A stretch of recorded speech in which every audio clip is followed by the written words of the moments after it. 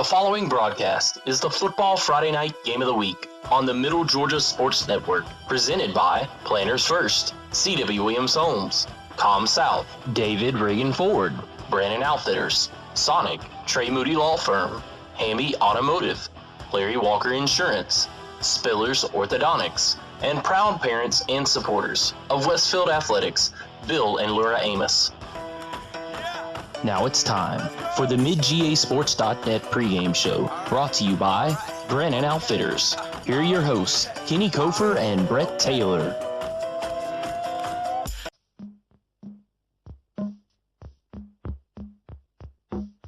Yeah, they do have a good concession stand. They got good hot dogs, good hamburgers, even though it was a cheeseburger and Tim got me the wrong thing.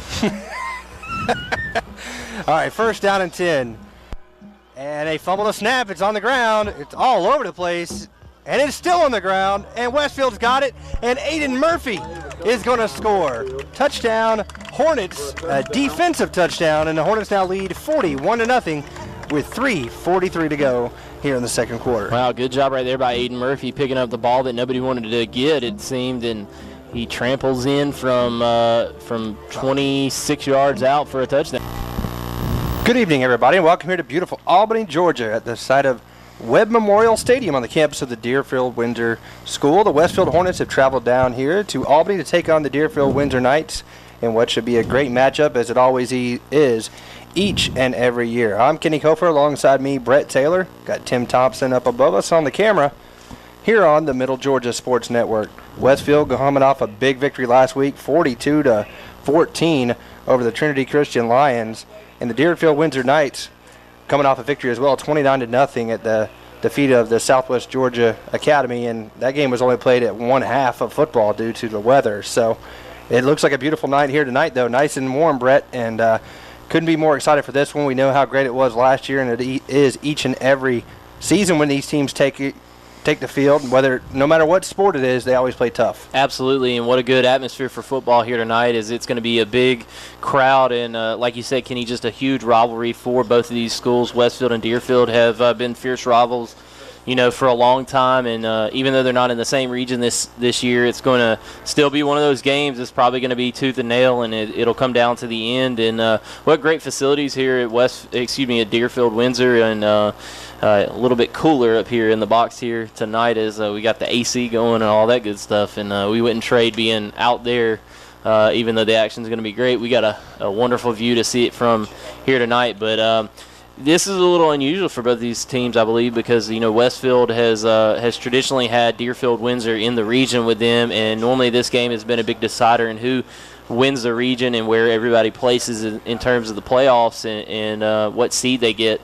So a little bit different, but I don't think it's really going to be in terms of intensity and all that good stuff. I mean, it's still going to be a huge game for both of these schools, and it'll propel the winner of this game into the rest of the season and put them on a good track and set them up good as both of these teams look to go into region play here in a few weeks. Yeah, Westfield coming in at 3-0, as I mentioned. They had the opening season win against Southland, 21-7.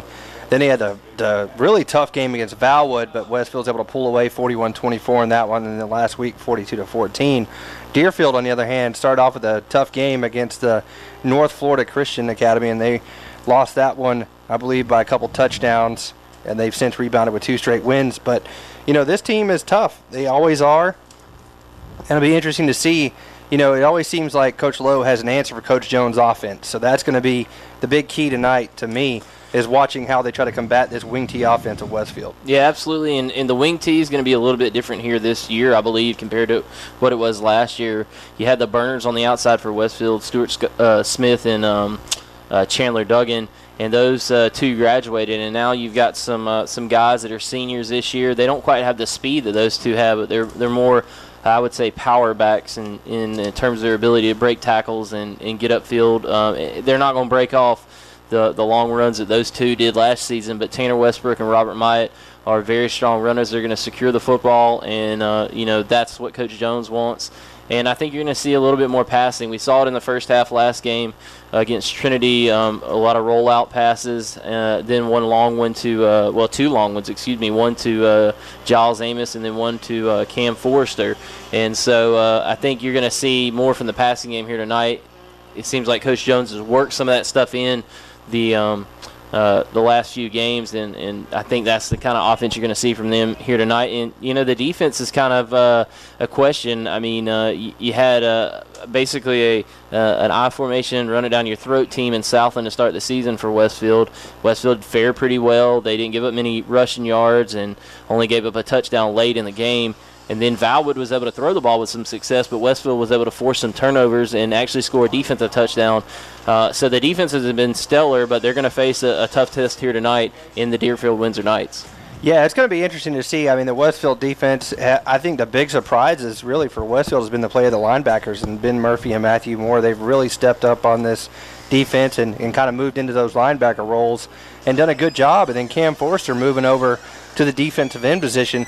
He's also done a good job of getting some pressure. They had Bull Wainwright and Charlie Ayer graduate, so that was two big guys to lose on that defensive line, but they've done a good job. Cam has put a lot of pressure. He missed a sack or two earlier, but he shows such a great motor. He's able to run back, stay with the play, and actually came up with a sack after missing it earlier in one play against Valwood.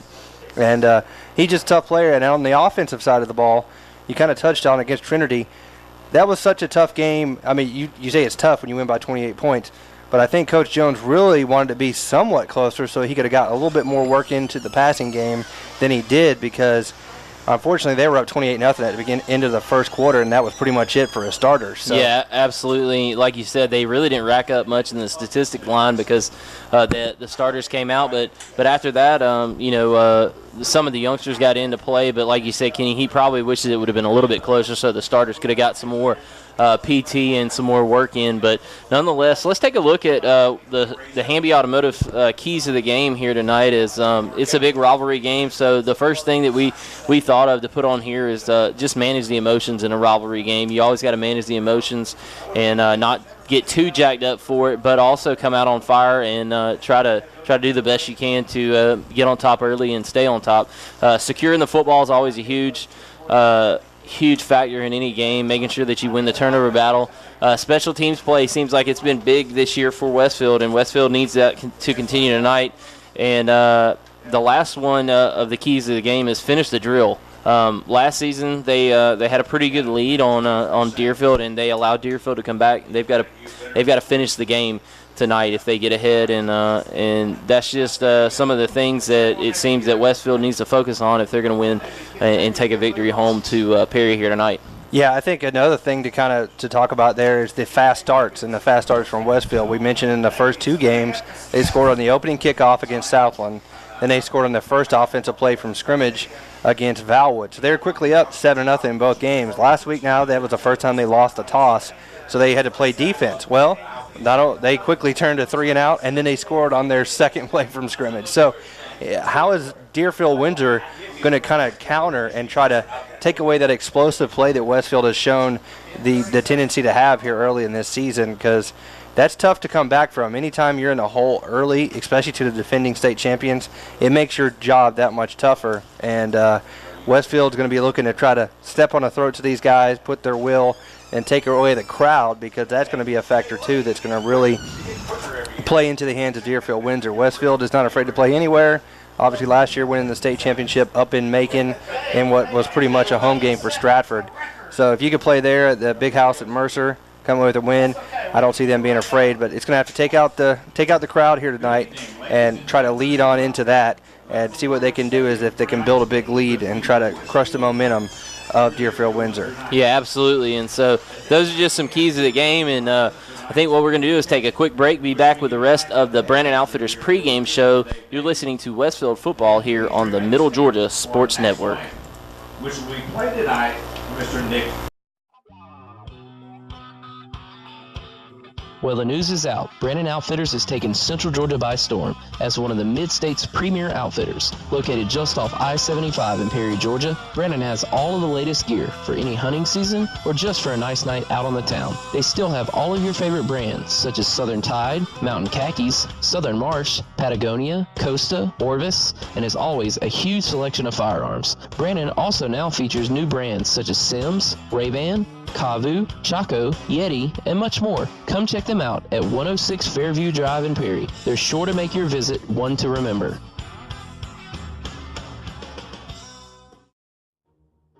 Have you been injured and are in need of legal representation? If so, call Trey Moody. Trey is a graduate of the University of Texas and Mercer Law School and has been practicing in the Middle Georgia area for over 22 years. Trey has tried over 70 cases to jury verdict and has recovered over $5 million for his clients. Trey has established himself as one of Georgia's most prolific personal injury trial attorneys. He is also a certified and registered mediator with the State of Georgia Office of Dispute Resolution. So if you want a respected attorney who can actually try your case if needed, call Trey Moody at 478-988-3114 for a free consultation or visit his office today at 921 Carroll Street in downtown Perry.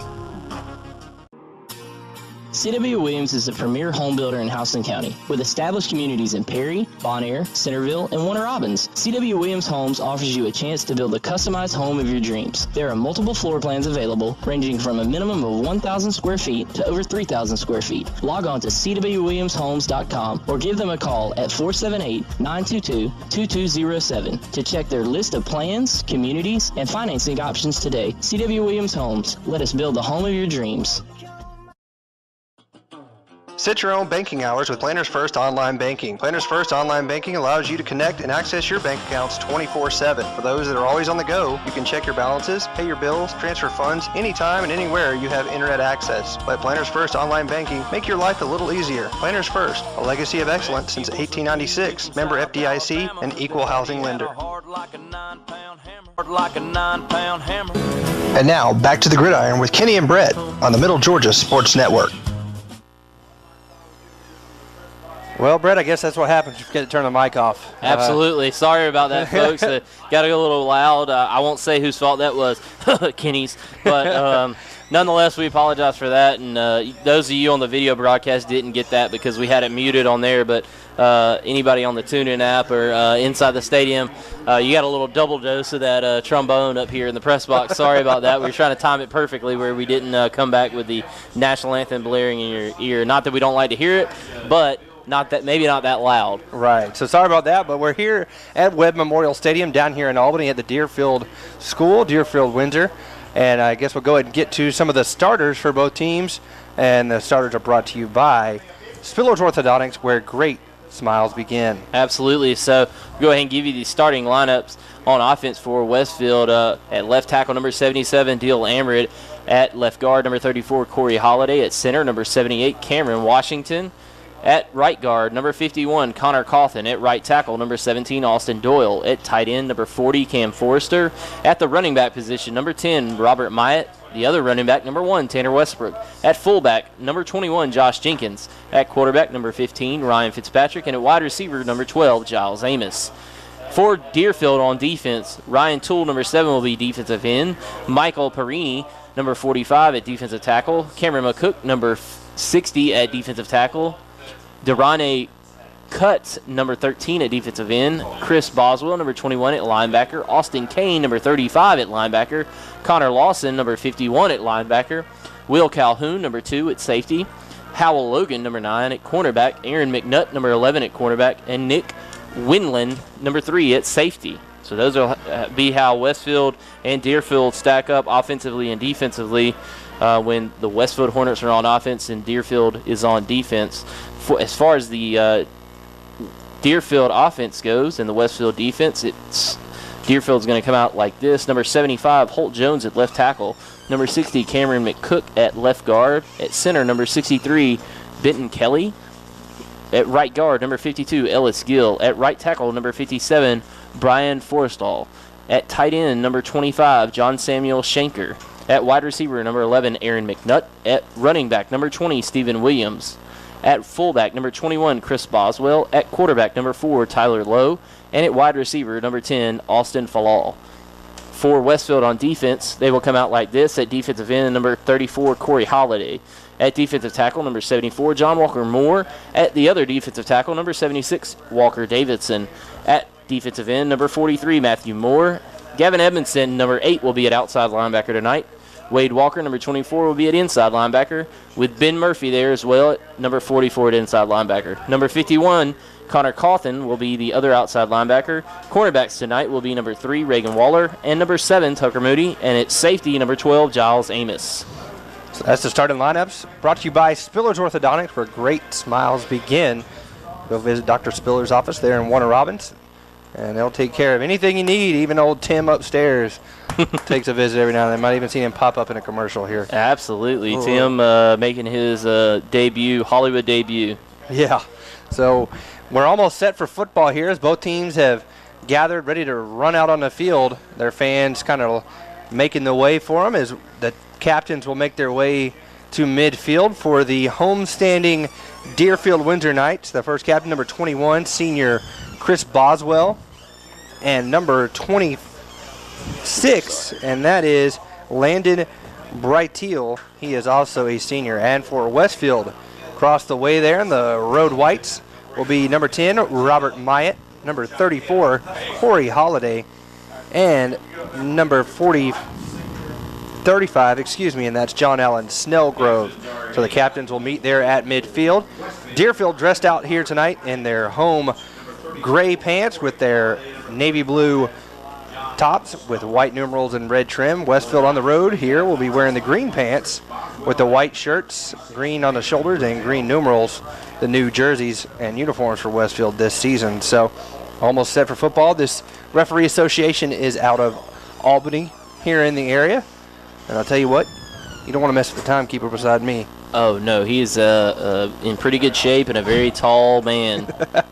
So the players meet there at midfield as the referee will toss the coin. But beautiful night for football here in Albany, and we're looking forward to it as the two teams will face off in this big rivalry game. And with that said, why don't we go ahead and take a break and bring back football here on the Middle Georgia Sports Network.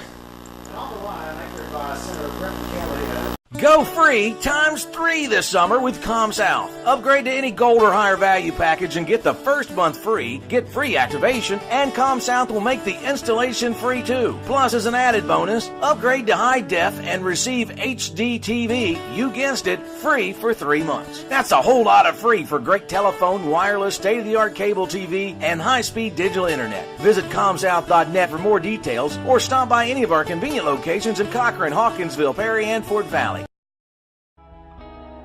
Spiller's Orthodontics is where great smiles begin. Whether you are an adult or a teen, they can make you smile. Dr. Don Spillers uses state-of-the-art technology and proven orthodontic techniques to provide his patients with the quality care they deserve. He offers Invisalign, Invisalign Teen, clear, and metal braces. No referral is needed, so call 478-953-2700 to schedule your complimentary evaluation and see why your friends love visiting his office.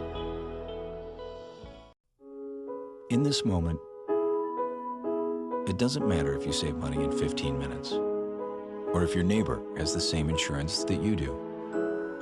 What matters right now is the quality of your independent insurance agent and the company that stands behind them. Auto Owners Insurance. Call Larry Walker, your local auto owner's agent, and let his team of professionals tailor an insurance program right for you and your budget. The following is a presentation of high school football on the Middle Georgia Sports Network.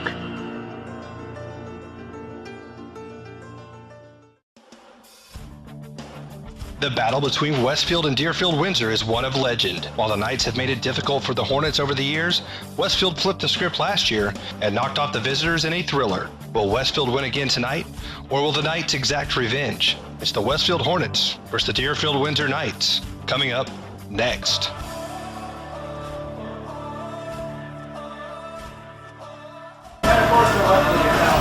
Good evening, everybody, and welcome here to the Middle Georgia Sports Network Game of the Week here on midgasports.net. I'm Kenny Kofer. Alongside me, Brett Taylor, Tim Thompson upstairs on the camera as Westfield has traveled down here to Albany to take on the Deerfield Windsor Knights right here on the Middle Georgia Sports Network. Brett, this should be a great game as Westfield won the toss. They deferred to the second half, and they will start on defense here this evening. Yeah, absolutely, and that's exactly what Coach Jones normally likes to do when he wins the toss is get that defense out there, see if he can't get a stop, and then let his offense go to work, and we'll see if they can do that here tonight. It's going to be a big game, big rivalry game, and a great atmosphere for football as Westfield is about ready for kickoff.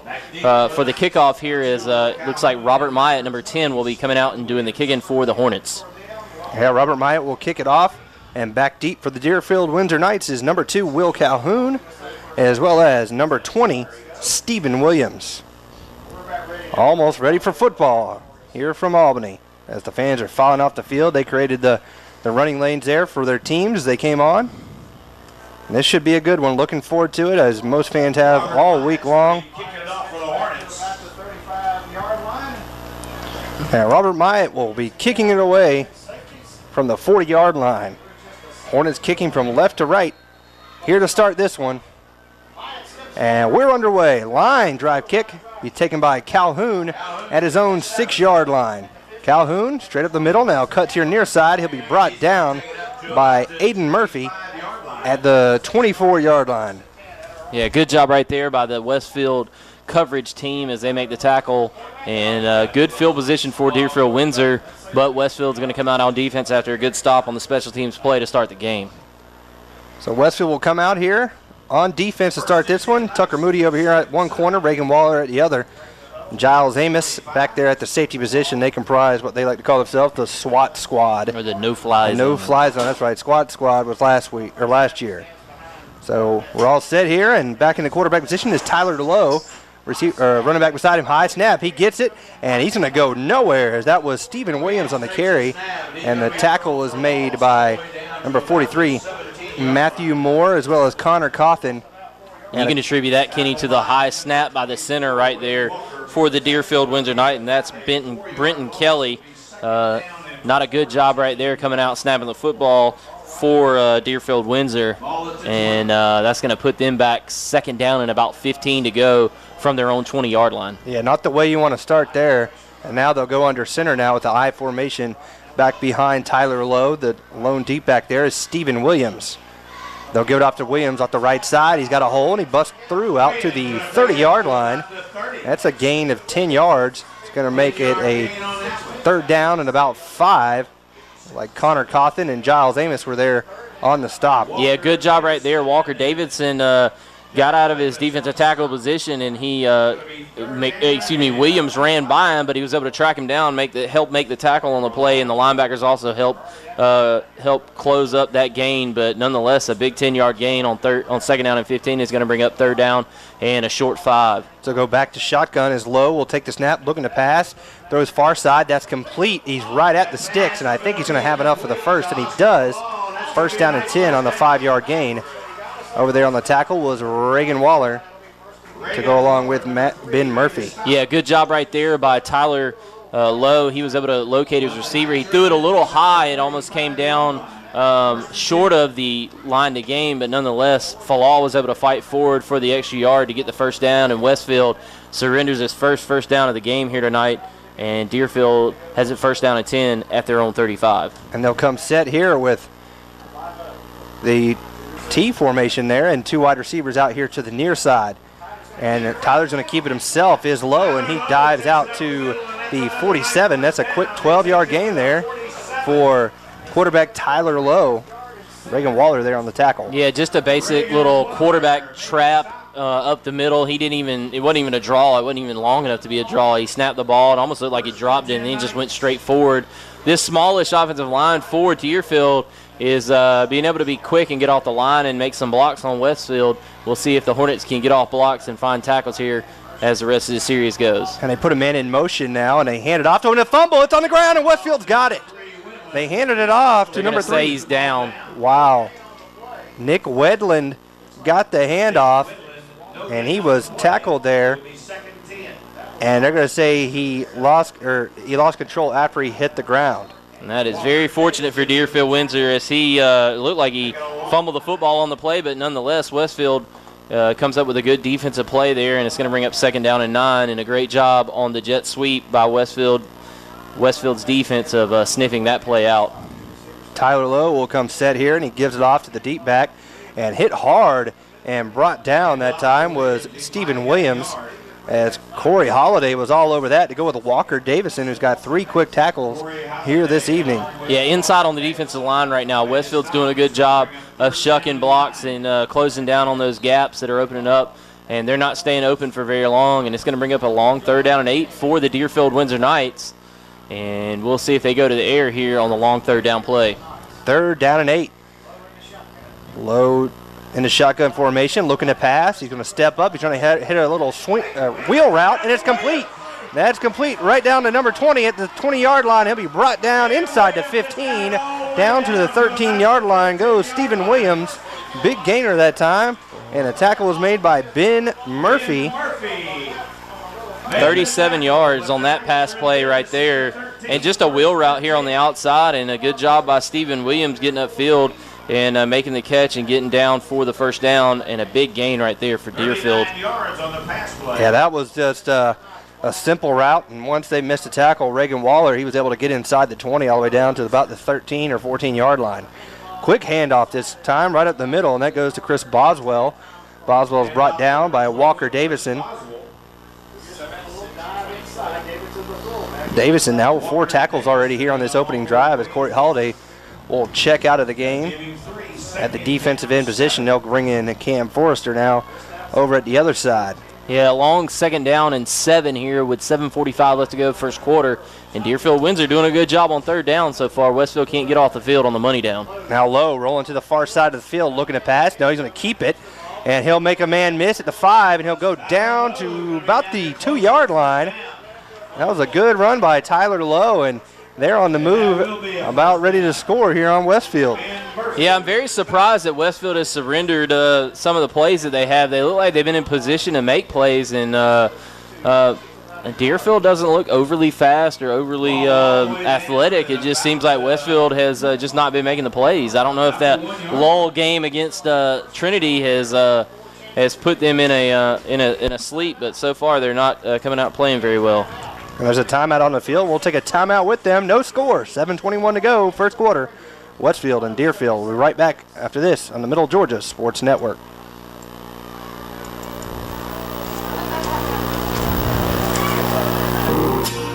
C.W. Williams is the premier home builder in Houston County, with established communities in Perry, Bonaire, Centerville, and Warner Robins. C.W. Williams Homes offers you a chance to build a customized home of your dreams. There are multiple floor plans available, ranging from a minimum of 1,000 square feet to over 3,000 square feet. Log on to cwwilliamshomes.com or give them a call at 478-922-2207 to check their list of plans, communities, and financing options today. C.W. Williams Homes. Let us build the home of your dreams.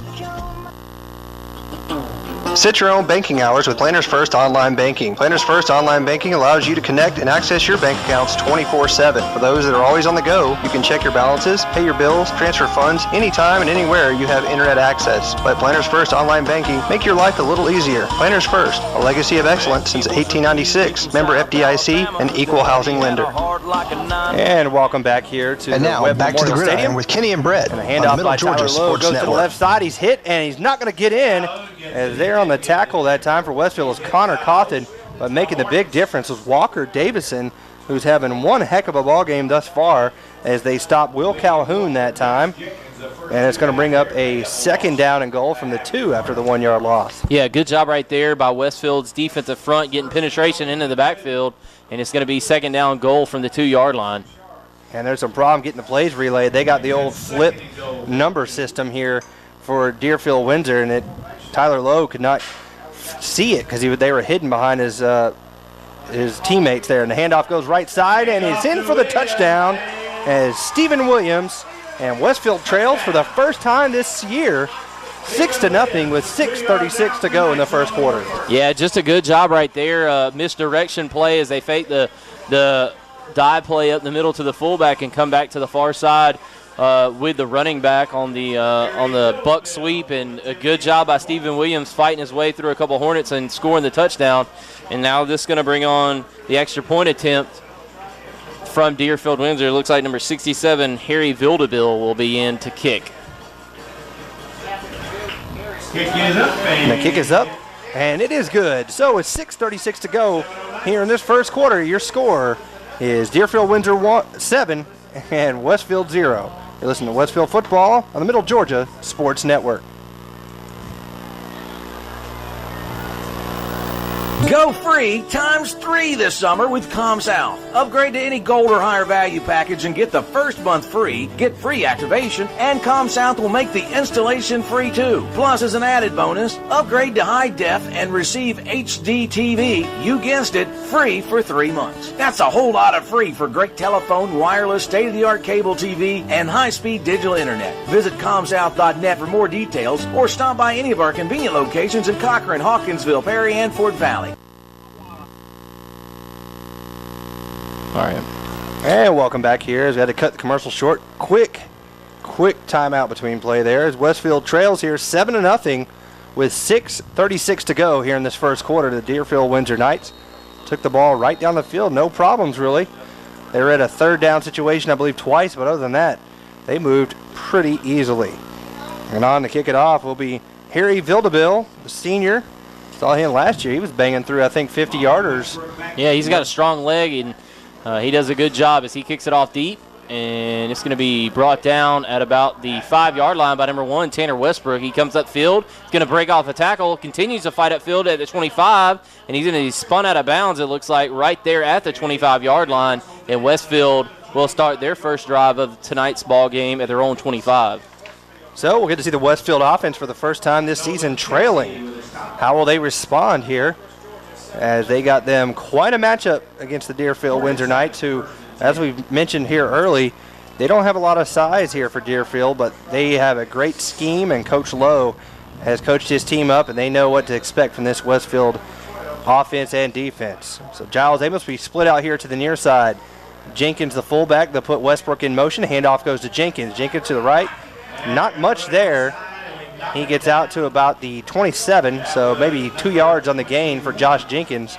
Over there on the tackle was Will Calhoun and Howell Logan. Yeah, good job right there by Deerfield Windsor finding the football, and Josh Jenkins just fights upfield as much as he can to get as many yards as he can, but good job by the Deerfield Windsor Knights. It looks like number 13 to Carre Cutts did a good job of getting off blocks there and making the tackle, and along with a host of Knights. So it's 2nd down and 8 now. They put Westbrook in motion again. Fake the pitch. Looking for Giles. Giles is open. And he overthrows him there that time. As it looked like it was going to be a post pattern. As Giles had beat his defender that time. Howell Logan on the far side. But a flag is thrown. It might be a defensive holding. Because I think the defender knew that Giles was going to beat him. Or are they going to call I think it's just going to be a pass interference? No. It looks like a sideline infraction warning on Westfield. Wow. So it must have been the line judge there on the far side was trying to run and bumped into a coach. Looked like the old sluggo route, and he had him beat. I thought from where the flag was located that that's a weird spot to have a flag on sideline warning. Normally it's right on the sideline, but that was kind of on the numbers. He wanted to throw it with authority. So Westfield misses that opportunity there. Wide open Giles Amos and just thrown a little bit too high even for Giles. Yeah, that would have been a touchdown. And the quick handoff goes to Tanner Westbrook. Westbrook fumbles it, and it's all the way out to about the 45, and it's picked up by Will Calhoun. Calhoun on the return now inside the 40, and he'll be brought down at the 37 as a flag flies in. I think that's going to be a block in the back on Deerfield on the return, but Westfield turns it over as Tanner Westbrook fumbles it, and Deerfield Windsor will have the ball.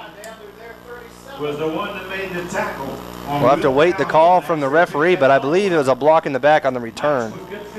But not a good offensive possession for Westfield that time. No, nice 5-yard pickup, and Westfield fumbles the ball after that. But the Knights are going to retain possession, but they're going to be pushed back to their own 50-yard line after the fumble recovery. And I tell you what, Westfield's come out here, and like we said early, they have not managed their emotions very well, and they have not secured the football thus far. And they're going to have to stem the tide because right now Deerfield Windsor are playing with a lot of emotions, and they're getting.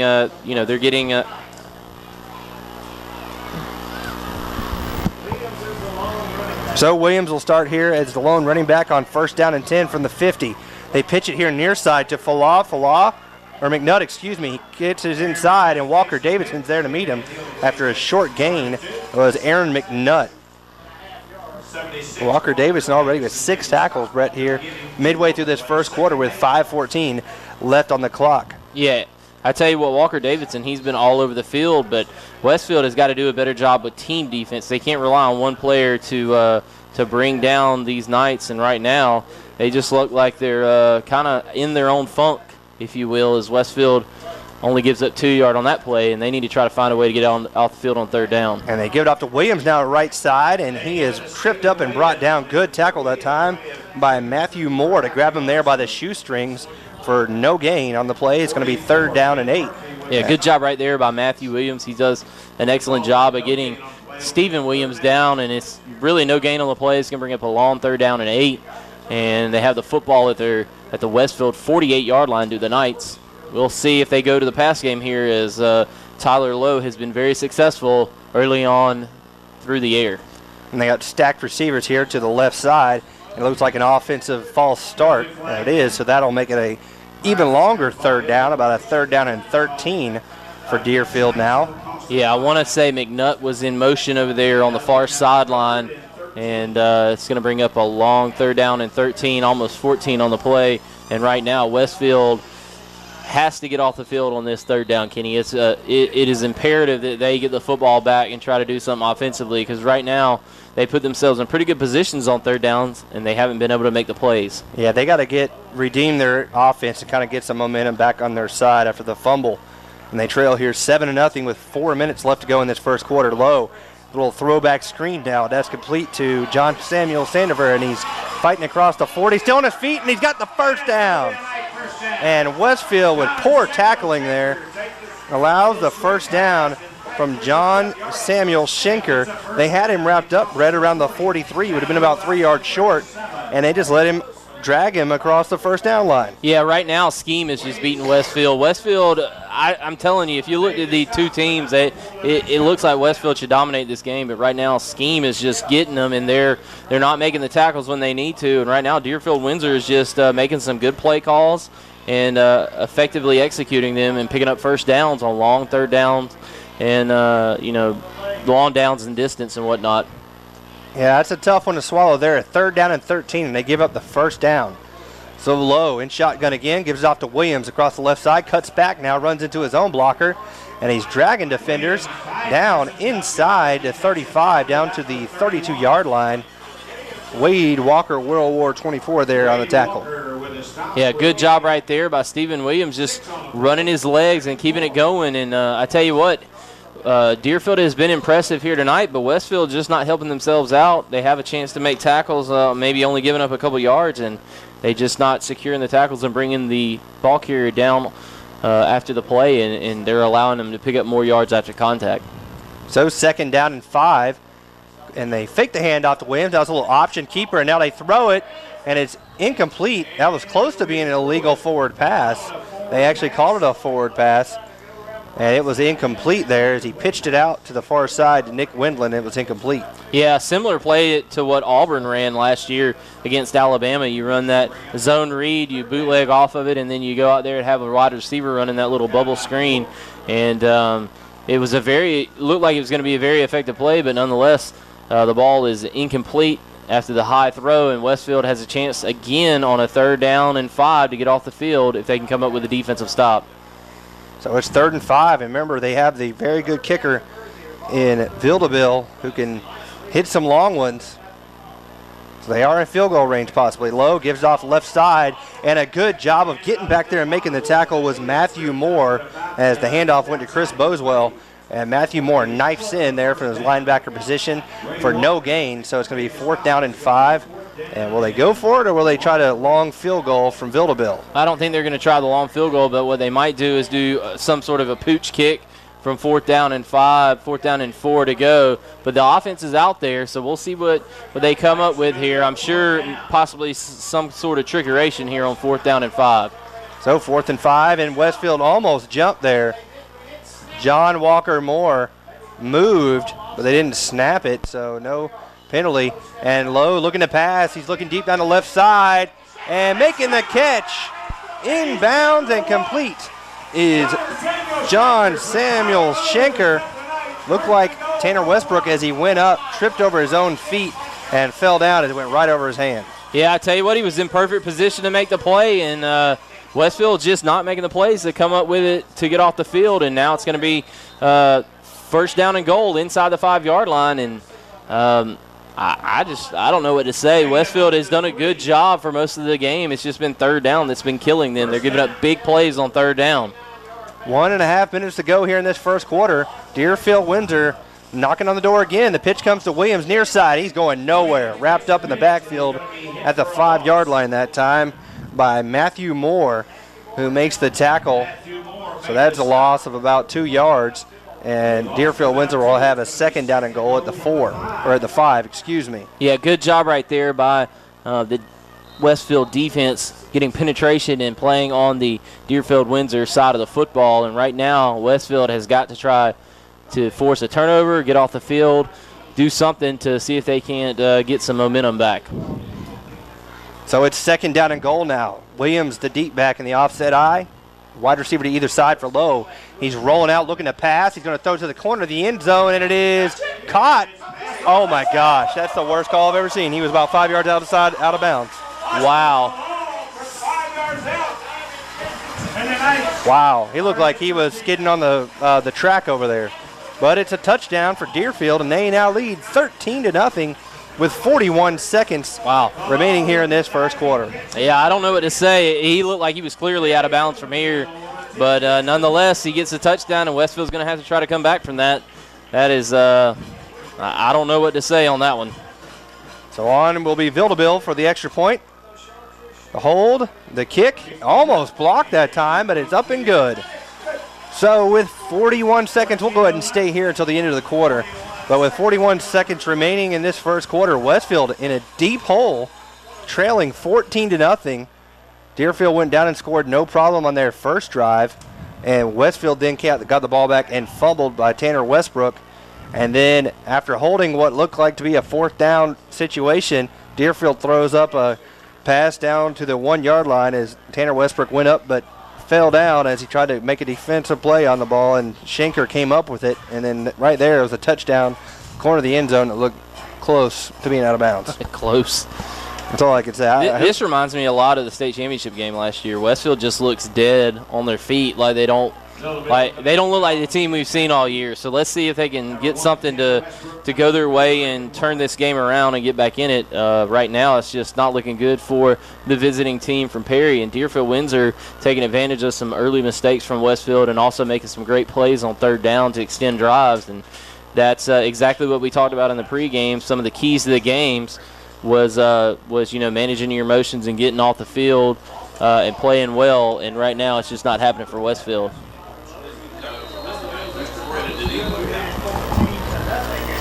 So right now, Vildabill is going to be on for the kick, as back deep to receive is Waller and Westbrook for Westfield.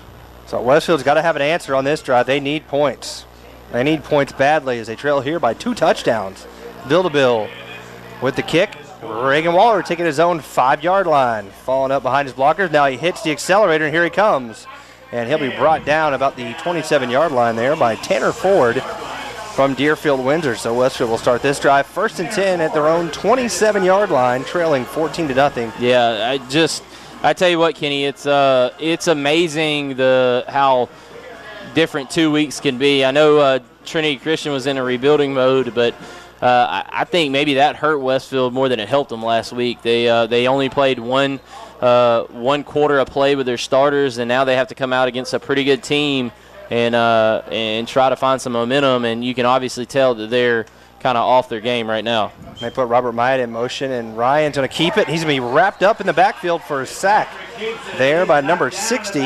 Cameron McCook brings him down for a 3-yard loss all the way back to the 25-yard line. So Westfield can't get anything going right here so far here in this first quarter as it's winding down with 15 seconds left to play, and I think that might do it on the first quarter as we're down to 7 seconds, and I think that's going to do it on the first quarter. So your score after 1 quarter of play is the Deerfield Windsor Knights 14 and the Westfield Hornets 0. You're listening to Westfield Football on the Middle Georgia Sports Network.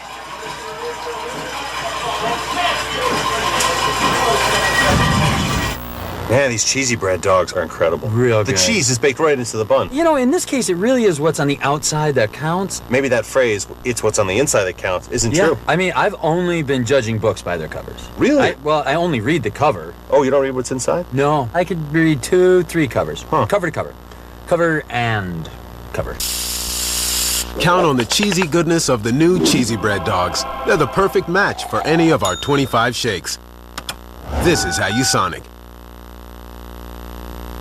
Have you been injured and are in need of legal representation? If so, call Trey Moody. Trey is a graduate of the University of Texas and Mercer Law School and has been practicing in the Middle Georgia area for over 22 years. Trey has tried over 70 cases to jury verdict and has recovered over $5 million for his clients. Trey has established himself as one of Georgia's most prolific personal injury trial attorneys. He is also a certified and registered mediator with the State of Georgia Office of Dispute Resolution. So if you want a respected attorney who can actually try your case if needed, call Trey Moody at 478-988-3114 for a free consultation or visit his office today at 921 Carroll Street in downtown Perry.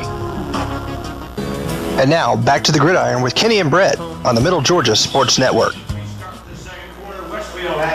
And welcome back here to Webb Memorial Stadium in Albany, where Deerfield Windsor leads Westfield 14-0 as we start the second quarter. Westfield with a second down and 12, and they give it off to Jenkins up the middle and nowhere to go. And a fumble, and Deerfield Windsor has it. Let's see if the referees make a call here. Not sure what they're going to do, and it is Deerfield Windsor ball. They got it. Second turnover of the night for Westfield.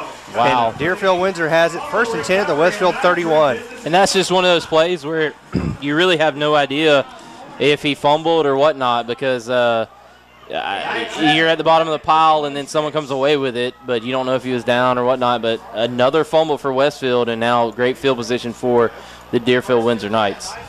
Everything that could go wrong has gone wrong so far for Westfield. 2 fumbles, and they trail 14-0 already. So not good. Coach Jones is going to have to rally his boys and get them turned around here as they're staring in the face of being down by 3 touchdowns. Yeah, just not a very good job right there by the Westfield offense, and they just look shell-shocked so far. They need a defensive play, a turnover to get them back in the game.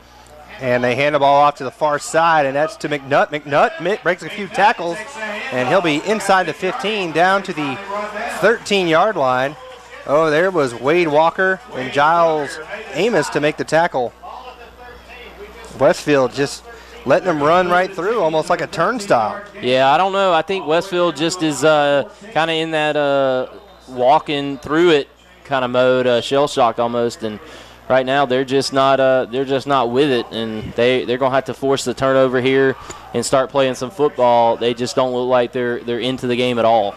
I formation with Williams the deep back behind Lowe. Lowe gives it off to the fullback this time and hit hard and brought down by number 44, Ben Murphy there, all over Will Calhoun, the fullback.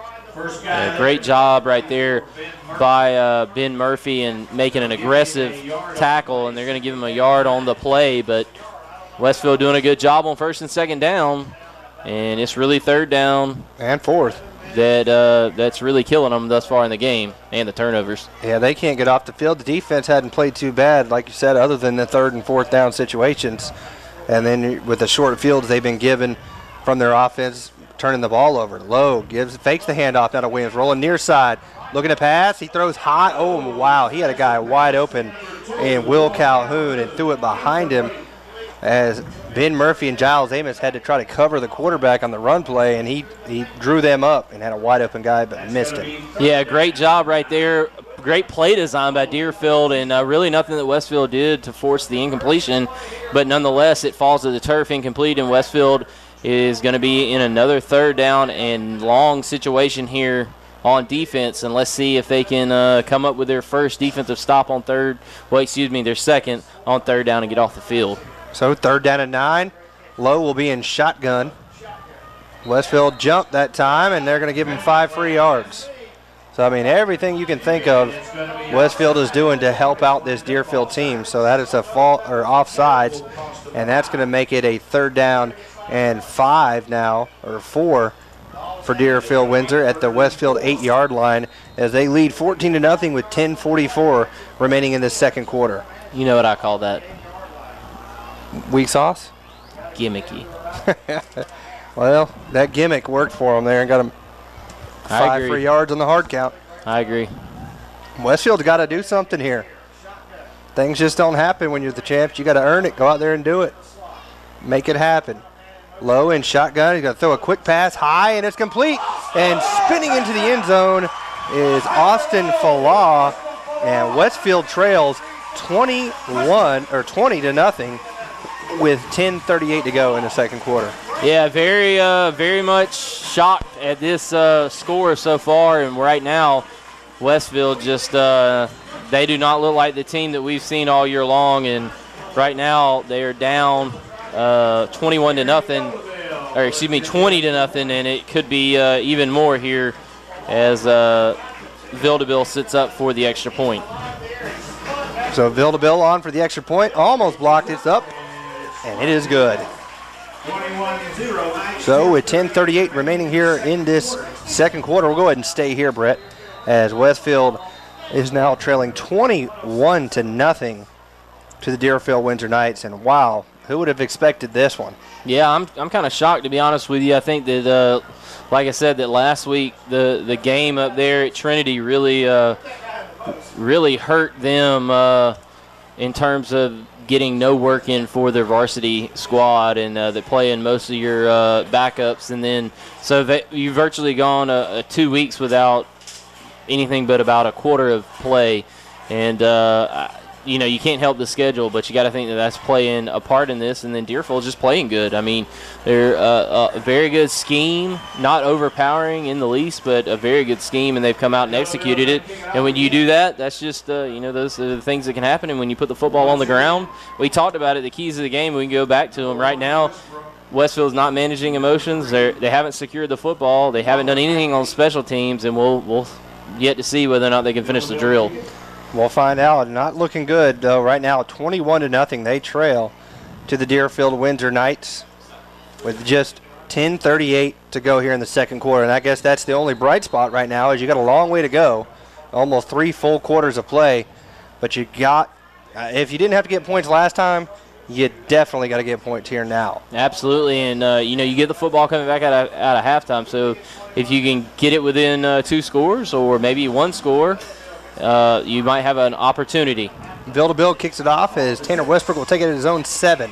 Comes up the middle as a flag will fly in, most likely against the Hornets, as Westbrook gets out to the 25-yard line, but that'll probably be back farther than that after the back judge threw what looked like a block in the back penalty on Westfield, and he did. So Westfield will push that back a little bit farther, and they will be deep in their own territory now, as they didn't need that.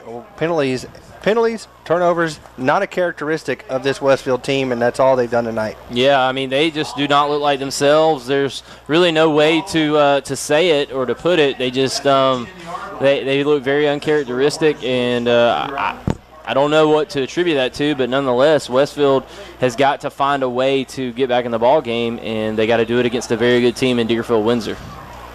So Westfield at first down and 10 at their own 10. They give it off to Josh Jenkins. Jenkins is going to be hit hard and brought down after a 2-yard gain out to maybe a 3-yard gain out to the 13-yard line.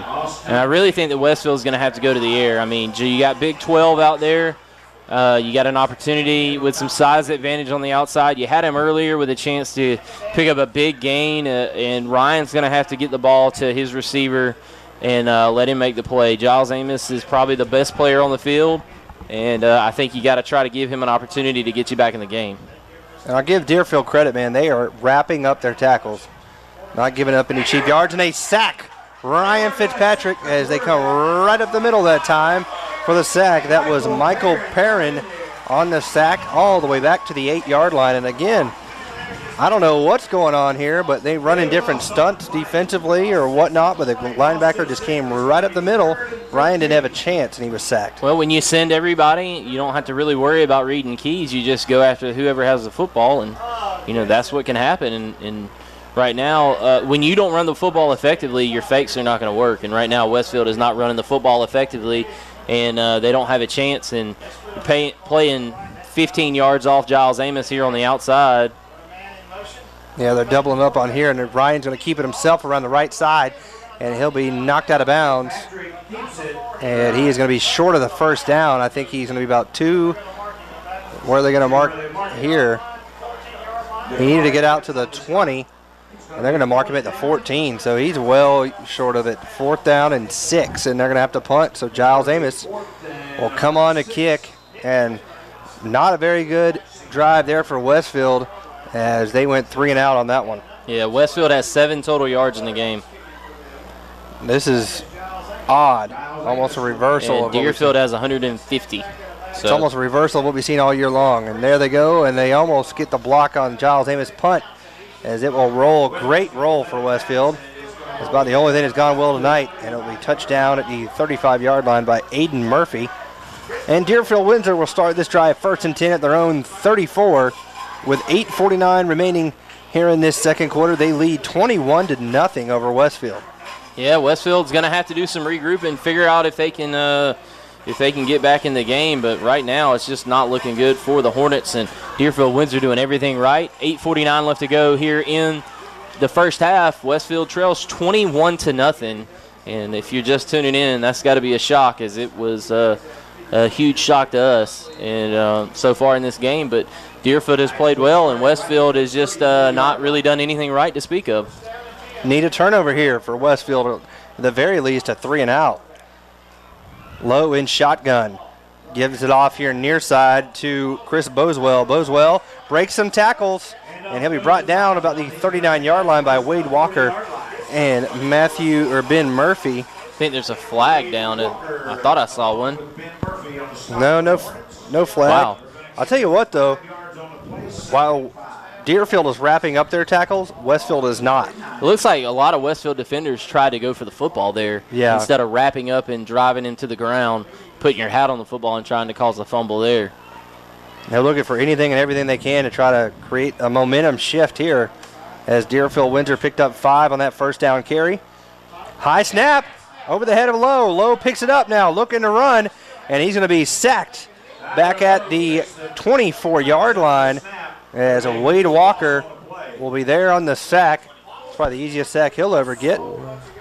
And that is a 9-yard loss. 9-yard loss on that one after the bad snap. So that's the only 2 times really that Deerfield Windsor has hurt themselves, has been on bad snaps tonight. No, I'm sorry. That's not a 9. That's a 15-yard loss.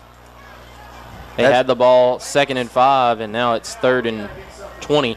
It's Georgia Southern math, folks. Yes, sorry about that. 7.5 minutes remaining here in this first half. 21-0. Deerfield Windsor leading the defending state champions. And we have a timeout on the field as, oh boy, Matthew Moore is getting rid of his dinner. That came right through the face mask. So why don't we go ahead and take a quick break. You're listening to Westfield Football here on the Middle Georgia Sports Network. 7:23 remaining. Man, these cheesy bread dogs are incredible. Real The good. cheese is baked right into the bun. You know, in this case, it really is what's on the outside that counts. Maybe that phrase, "it's what's on the inside that counts," isn't true. I mean, I've only been judging books by their covers. Really? I only read the cover. Oh, you don't read what's inside? No, I could read 2, 3 covers. Huh. Cover to cover. Cover and cover. Count on the cheesy goodness of the new cheesy bread dogs. They're the perfect match for any of our 25 shakes. This is how you Sonic. Have you been injured and are in need of legal representation? If so, call Trey Moody. Trey is a graduate of the University of Texas and Mercer Law School and has been practicing in the Middle Georgia area for over 22 years. Trey has tried over 70 cases to jury verdict and has recovered over $5 million for his clients. Trey has established himself as one of Georgia's most prolific personal injury trial attorneys. He is also a certified and registered mediator with the State of Georgia Office of Dispute Resolution. So if you want a respected attorney who can actually try your case if needed, call Trey Moody at 478-988-3114 for a free consultation or visit his office today at 921 Carroll Street in downtown Perry. And now, back to the gridiron with Kenny and Brett on the Middle Georgia Sports Network.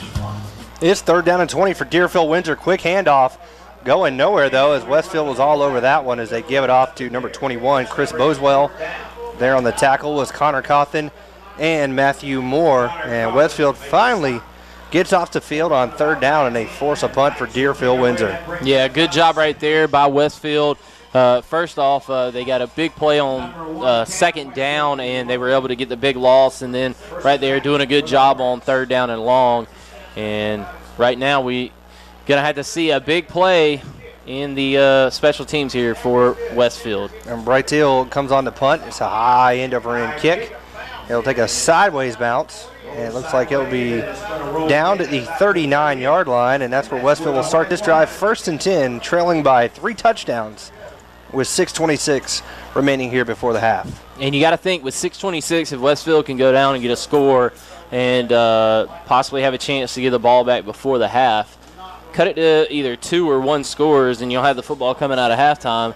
It maybe will seem like the worst half of football for the season thus far, but it will not be insurmountable. But if they don't get something here, it could be difficult to come back. So 1st down and 10 for Westfield at the 39-yard line, and we have a timeout on the field. We're not sure what's going on as the referee and line judges are conferring there. But Westfield not looking good. How are the stats looking so far here, Brett, for the two teams? Just not very good right now. It looks like Westfield has 7 yards to 142 for the Deerfield Windsor Knight total. So look at the ComSouth stats. Let me pull those up on your screen so you can see those. And we'll get back to that stat look after this play. So 1st down and 10, they put Myatt in motion, fake the handoff, looking to pass as Ryan is being trailed, and he's going to throw as he's almost sacked, and he almost gets intercepted as he's looking for Josh Jenkins. And Brett, I think you said it earlier perfectly. It looks like they're just pinning their ears back and going after it.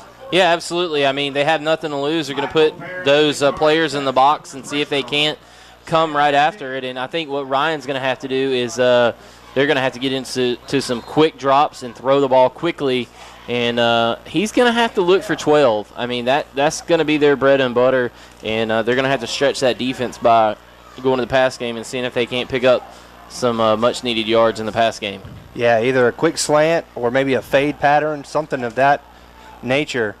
And they'll hand it off to Robert Myatt. Myatt with some tough running there as he gets out to about the 45-yard line. So he picks up a gain of about 5.5. It'll make it a 3rd down and 5 or 3rd down and 4 here for Westfield as we're almost right at 6 minutes to play before halftime as Westfield trails 21-0.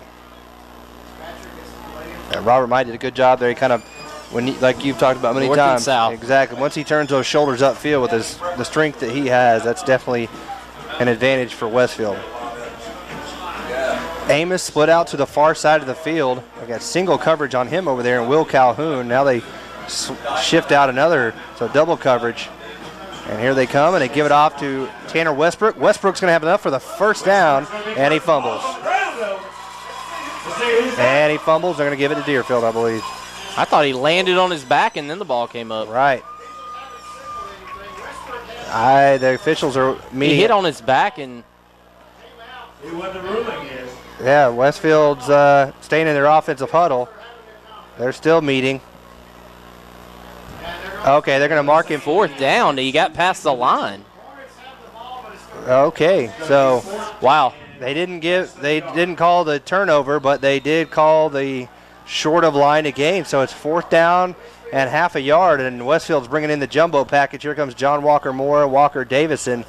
They normally put those two guys at the fullback position, and then they line up with Josh Jenkins behind them. So I don't take the ball off the line, not with that beef. No, and with Ryan Fitzpatrick, the size and strength that he has too. So, but here they go on 4th down and 1. They give it to Jenkins. Jenkins got him for the first, but a flag flies in, and oh boy, and Josh Jenkins fumbles. I'm not sure who has it. Looks like Deerfield. Nope. Yep, Deerfield Windsor football.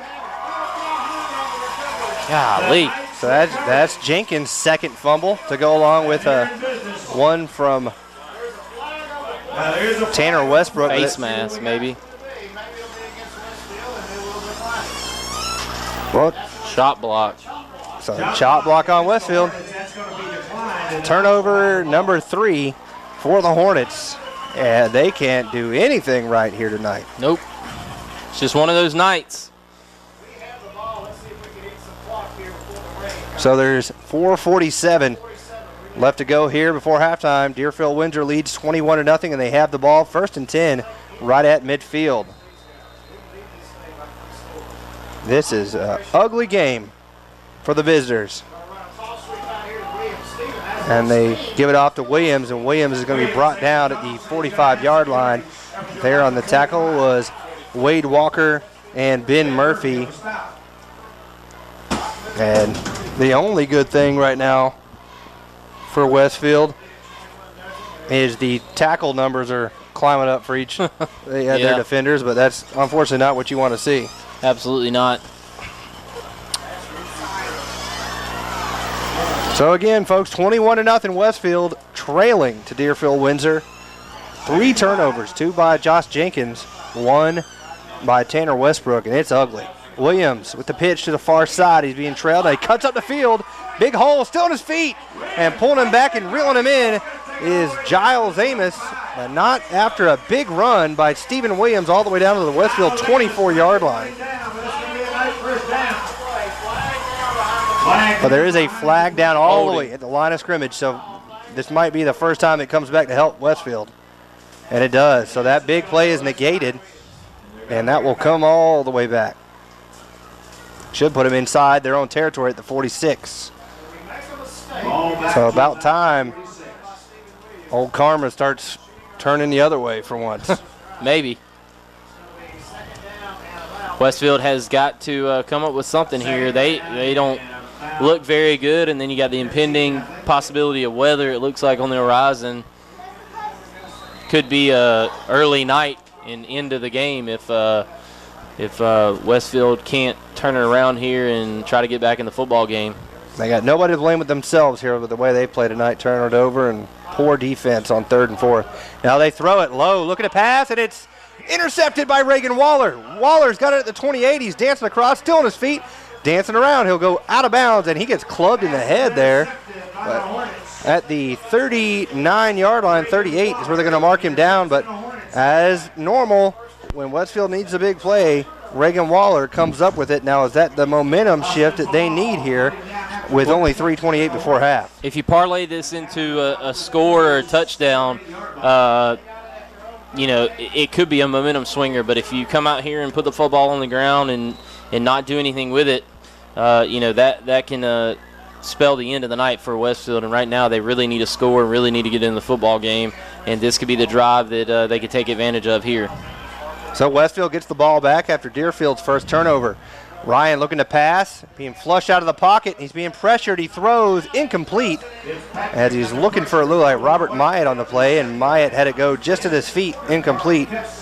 He was being chased down that time by DeCary Cutts, the left defensive end. And it looked like they had Josh Jenkins having to move over there to try to cover him. Yeah, and the thing is, I think Westfield is trying too many pass plays that take too long to develop. They need to get back there and just throw the ball and stop rolling Ryan out and just drop him back and let him throw it. And it's hard to make accurate throws on the run, and especially when you're being trailed by defenders from Deerfield. Ryan, going to take your advice. Now he throws high. He had Giles Amos open over there about the 48, but he threw it too high. They're kind of layering their coverage over there on Giles. They got a man underneath and then a man over top. They're kind of bracketing him over there. Yeah, and what they need to do is try to bring Giles in motion and get rid of that and bring him across the field and use, it looks like they're going to call it legal motion on Westfield, and it was declined. I guess they'd rather a 3rd down and 10 than a 2nd and 15. Yeah. So, like I said, you got to try to break him open any way you can, and something quick, bring him in motion and kind of run him across some defenders and make them try to communicate and figure out who's going to cover him. So it's 3rd down and 10 after 2 straight incompletions. 3:12 left here before halftime, and Westfield trying to get something out of this turnover they created on the interception from Reagan Waller. Looking to pass. They throw almost intercepted. He was looking for Cam Forrester, and it hit Chris Boswell right in the hand and fell incomplete. So Westfield wasted an opportunity there And now they're going to have to punt it away to Deerfield. And if he waits just a little bit and lets Tanner break open, I mean, he'd be standing in the end zone right now on the wheel route. I mean, Tanner came out on the wheel route, and he let it go on the curl underneath too quick. And if he waits, I tell you what, it would have been perfect for Westfield. And Deerfield Windsor's going to take a timeout, and we'll take a timeout with them. Your score, 21-0, Deerfield leading. You're listening to Westfield Football on the Middle Georgia Sports Network.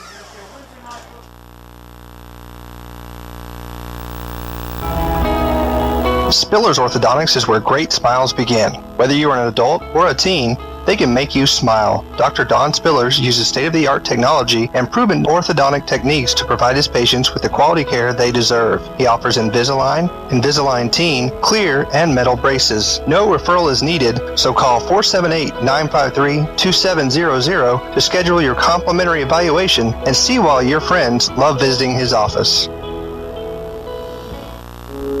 In this moment, it doesn't matter if you save money in 15 minutes, or if your neighbor has the same insurance that you do. What matters right now is the quality of your independent insurance agent and the company that stands behind.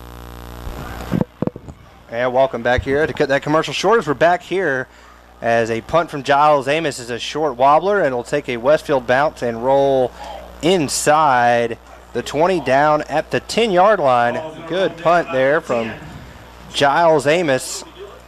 And that was a 52-yarder from Giles. Westfield will come back out on defense after the turnover they created. Couldn't get anything going. And they trail here 21-0. 2:43 left to go before half. Yeah, just not a good night here for Westfield, and maybe you hope it's a tale of two halves and Westfield can get back in it, but right now it's not looking good. But Deerfield does have the ball on their own 10-yard line, so that's some good news for the Westfield defense. But right now, Westfield needs to score on defense because their offense is not moving the football at all. No, that would be nice to get a little pick six here or a fumble return of some sort, because I can imagine they're going to try to they got to be pleased with this lead, I'm sure, and they don't want to do anything to jeopardize and get some momentum shift back. And they hand the ball off this time right up the middle, and hit hard is number 2, Will Calhoun. And there on the tackle was Gavin Edmondson.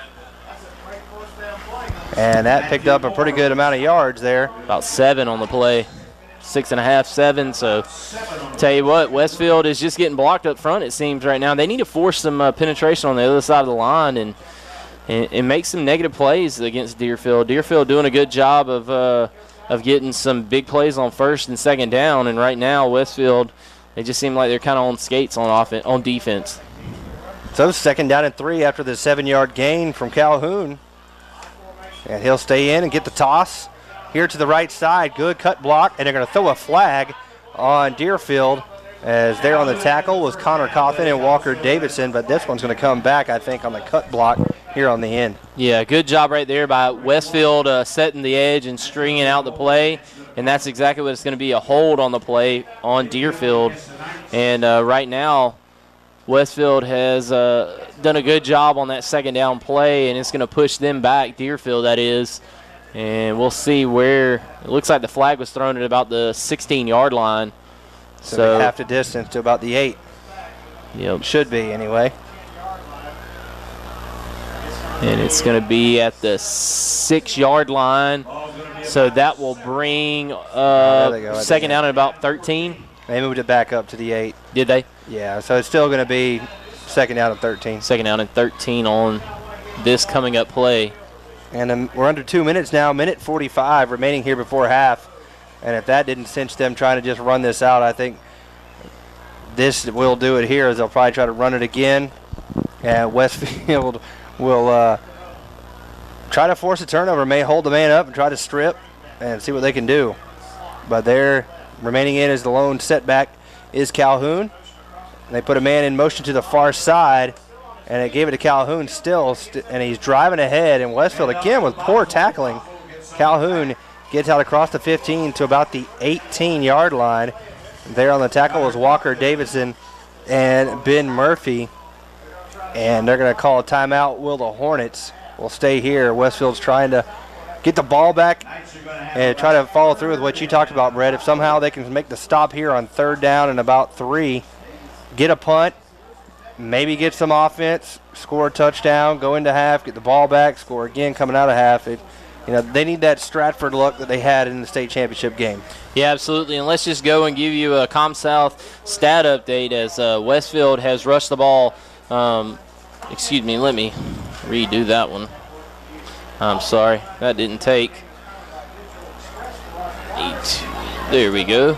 All right, they've rushed the ball 10 times for 19 yards, 3 fumbles, 1.9 yards per carry. Ryan Fitzpatrick is not completed a pass here tonight on 5 attempts, 2 penalties for 15 yards, and 19 total yards for the Westfield Hornets. Deerfield has rushed the ball 22 times for 67 yards and a touchdown.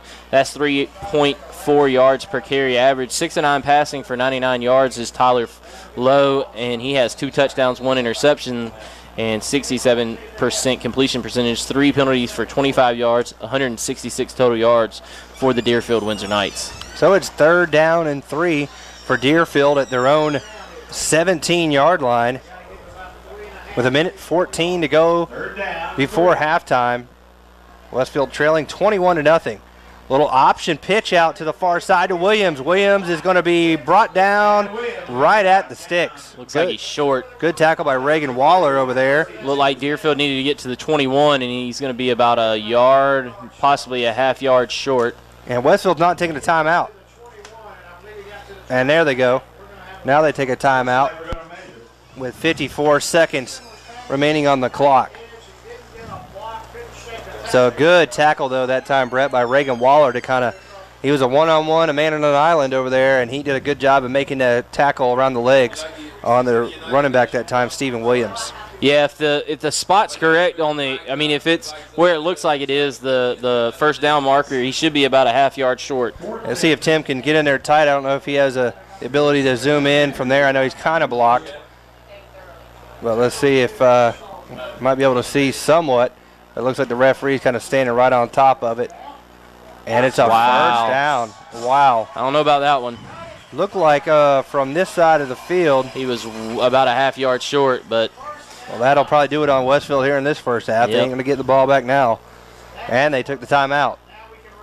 So this score should remain 21-0, barring a defensive turnover or a big offensive play here from Deerfield Windsor. But not looking good, folks, for Westfield here in this first half. Everything that could go wrong has gone wrong. Turnovers, penalties, poor tackling, you name it, they've done it. The offensive line, who is the source of strength of this team, has just been dominated up front. On defense, not looked good. Been 3rd downs that's killed Westfield, to be honest with you. They're just going to take a knee on it. Yep, so they're going to kneel on this one and go into the half, obviously content with that 21-0 lead as we're under 20 seconds now before half. Don't forget, at halftime on the Planners First halftime show, we'll have interviews from Coach Craig's class there at Westfield, the multimedia class. They'll interview Cam Forrester, Cam Washington, as well as Connor Cawthon. So it should be a great time, and that will do it on the first half. So Westfield trails here 21-0 to the Deerfield Windsor Knights. And we're at the half. So stay tuned for the Planners First halftime show. Right after this, you'll listen to the Westfield football on the Middle Georgia Sports Network.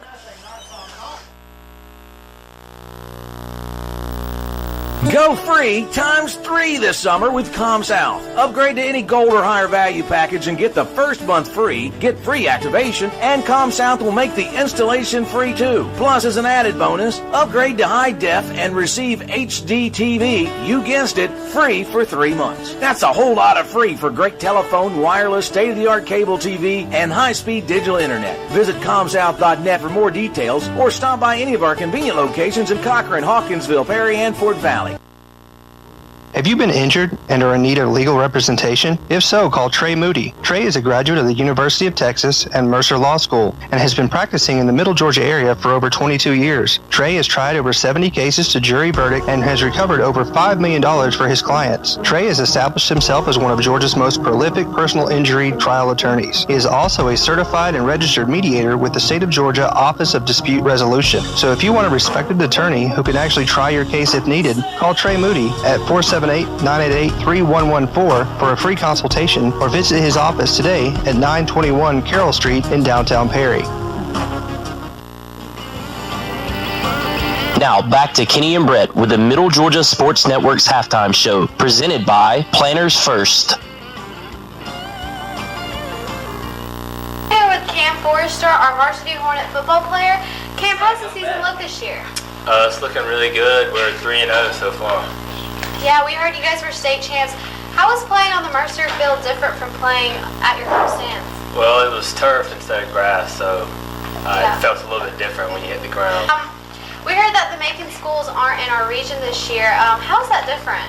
They were pretty tough playing them, but now that they're gone, it gives us a little bit of easier schedule, but we do have to play some tougher teams yes. also. How long have you been playing football? Since I was probably in 2nd or 3rd grade. And what position do you play? I'm a tight end. That's good. Any other positions? On defense, I play defensive end. And what number are you? 40. 40. Does that have any significance in your life? That's just what I got as a freshman, and I have it on basketball too, so that's just what I stuck with. Do you have an NFL football player that you look up to? Probably Calvin Johnson, because he's a really good receiver. How's the coaching staff affected how you play? The coaches have helped me get better playing at tight end, because I never really knew exactly how to block, and they really helped me through that. That's good. Do you plan on continuing football in college? I doubt it, but there is a slight chance I might. Well, that's good. What college do you want to go to?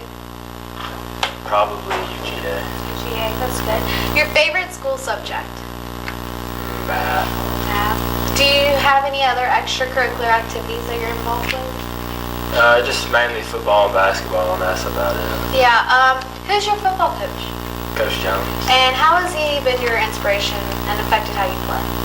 He's a great coach, and he's funny. He has a good sense of humor, but he's also tough on us. Make sure we're doing things right. He helps us win. That's good. How much have you guys practiced this year?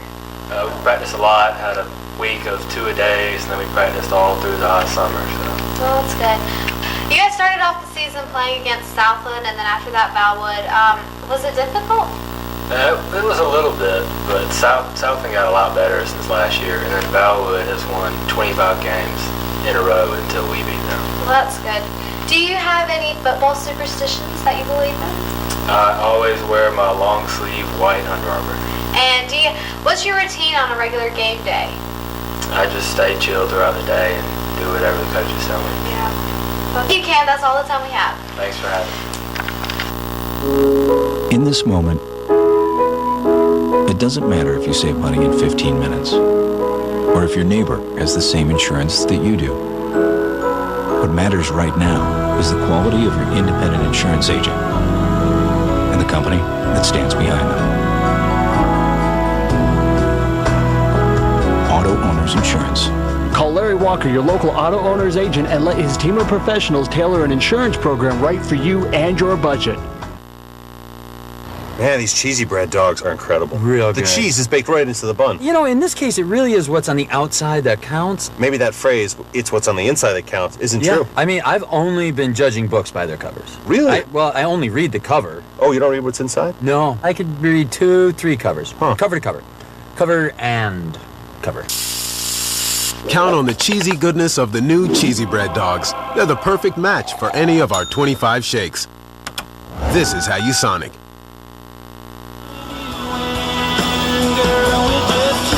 Welcome back to the Middle Georgia Sports Network's halftime show, brought to you by Planners First. I'm here with Cameron Washington, the star center of the Westfield football team. Cameron, how's the season looking so far? Well, we've been putting in a lot of work lately, and we're still undefeated still. So it's pretty good so far. Yeah, it's good. What position do you play? I play center. What do you like about playing center? Well, I understand it a lot better than other positions, and I think I'm a good fit where I'm at. That's good. Do you play any other positions? I play defensive tackle. I'm a backup. Which do you like better, center or defensive tackle? Definitely center. Yeah, gotcha. What's your number? 78. Is there any reason behind that number that you chose that? That's just the number they gave me when I got here. Gotcha. What's your favorite NFL player? Jimmy Graham. And why is he your favorite NFL player? He's just great at what he does. What's your favorite school subject? Math. It's my class. Is that a fun class you like? It's a very fun class. I understand. What college you gonna play football at? I'm not sure yet. My top 3 schools are Kentucky Christian and Mount St. Joseph and Reinhardt University. I gotcha. You do any extracurricular activities? Like football? Yeah, like football. Or you do anything else? Like I wrestle and I do track and field. What do you do in track and field? Shot, put, and discus. All right, Cameron. Why are the New Orleans Saints your favorite football team? Well, that's just what my mom likes, and I'm my mom's boy, so that's my favorite team too. Oh, you have any superstitions before games and stuff? Yes, I pray in the back of every left corner of the locker room. That's good. Well, the news is out. Brandon Outfitters has taken Central Georgia by storm as one of the Mid-State's premier outfitters. Located just off I-75 in Perry, Georgia, Brandon has all of the latest gear for any hunting season or just for a nice night out on the town. They still have all of your favorite brands such as Southern Tide, Mountain Khakis, Southern Marsh, Patagonia, Costa, Orvis, and as always, a huge selection of firearms. Brandon also now features new brands such as Sims, Ray-Ban, Kavu, Chaco, Yeti, and much more. Come check them out at 106 Fairview Drive in Perry. They're sure to make your visit one to remember.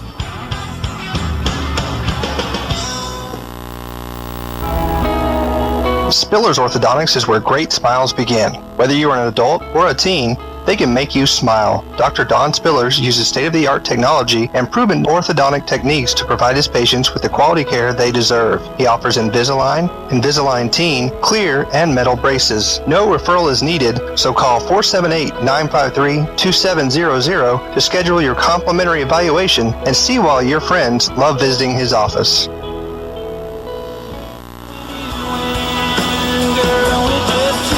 Welcome back to the Middle Georgia Sports Network's halftime show, brought to you by Planners First.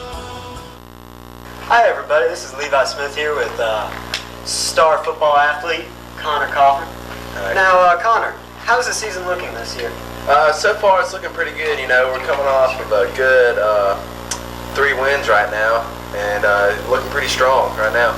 How did those games go, Valwood and Southland? Did you guys just demolish them? Were they hard? Were they easy? Well, you know, we just came out and we just played well. Against Valwood, you know, we came out really strong in the first quarter, but then we started slacking off in the second because we had a huge lead on them, 27-0, and then we kind of went back in the locker room and they kind of got ticked off at us for doing that, and so we just came back out strong again and just put the nail in the coffin. Oh, nice. So, what's it like being a senior this year? You know, it feels different, and you know, it just feels good. Also, just being a leader of the team and just being able to like go out there and have people like look up to you and like stuff like that. Yeah. So, do you have any football superstitions? Well, every Thursday, me and Ben Murphy go eat McDonald's, and I ordered the same thing. And it's kind of like the superstition that I have. Nothing really on the actual game day, though. Nice. So what do you think about Deerfield? Well, you know, up until last year, it was about 10 years since we've beaten them, and so it's been even a lot longer than that since we beat them at their place, and it's just going to be a tough game, but we just got to go out there and play hard and play fast. So, what would you say is the biggest rivalry you guys have this year? I would probably have to say Deerfield by far. Deerfield would probably be the biggest rivalry. So, how much have you practiced this year?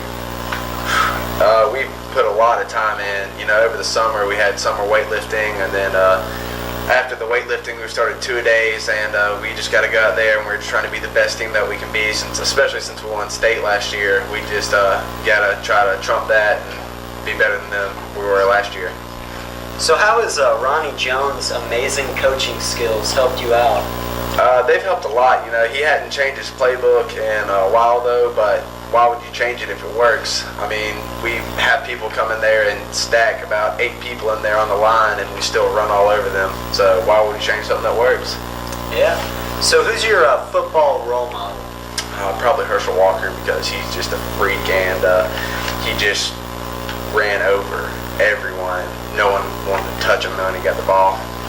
So what do you think of the fans this year? Oh, I love them. I love the crazies. I love everybody out there who comes and supports us, and I just thank y'all for coming out there and supporting us and just going crazy, and I love that.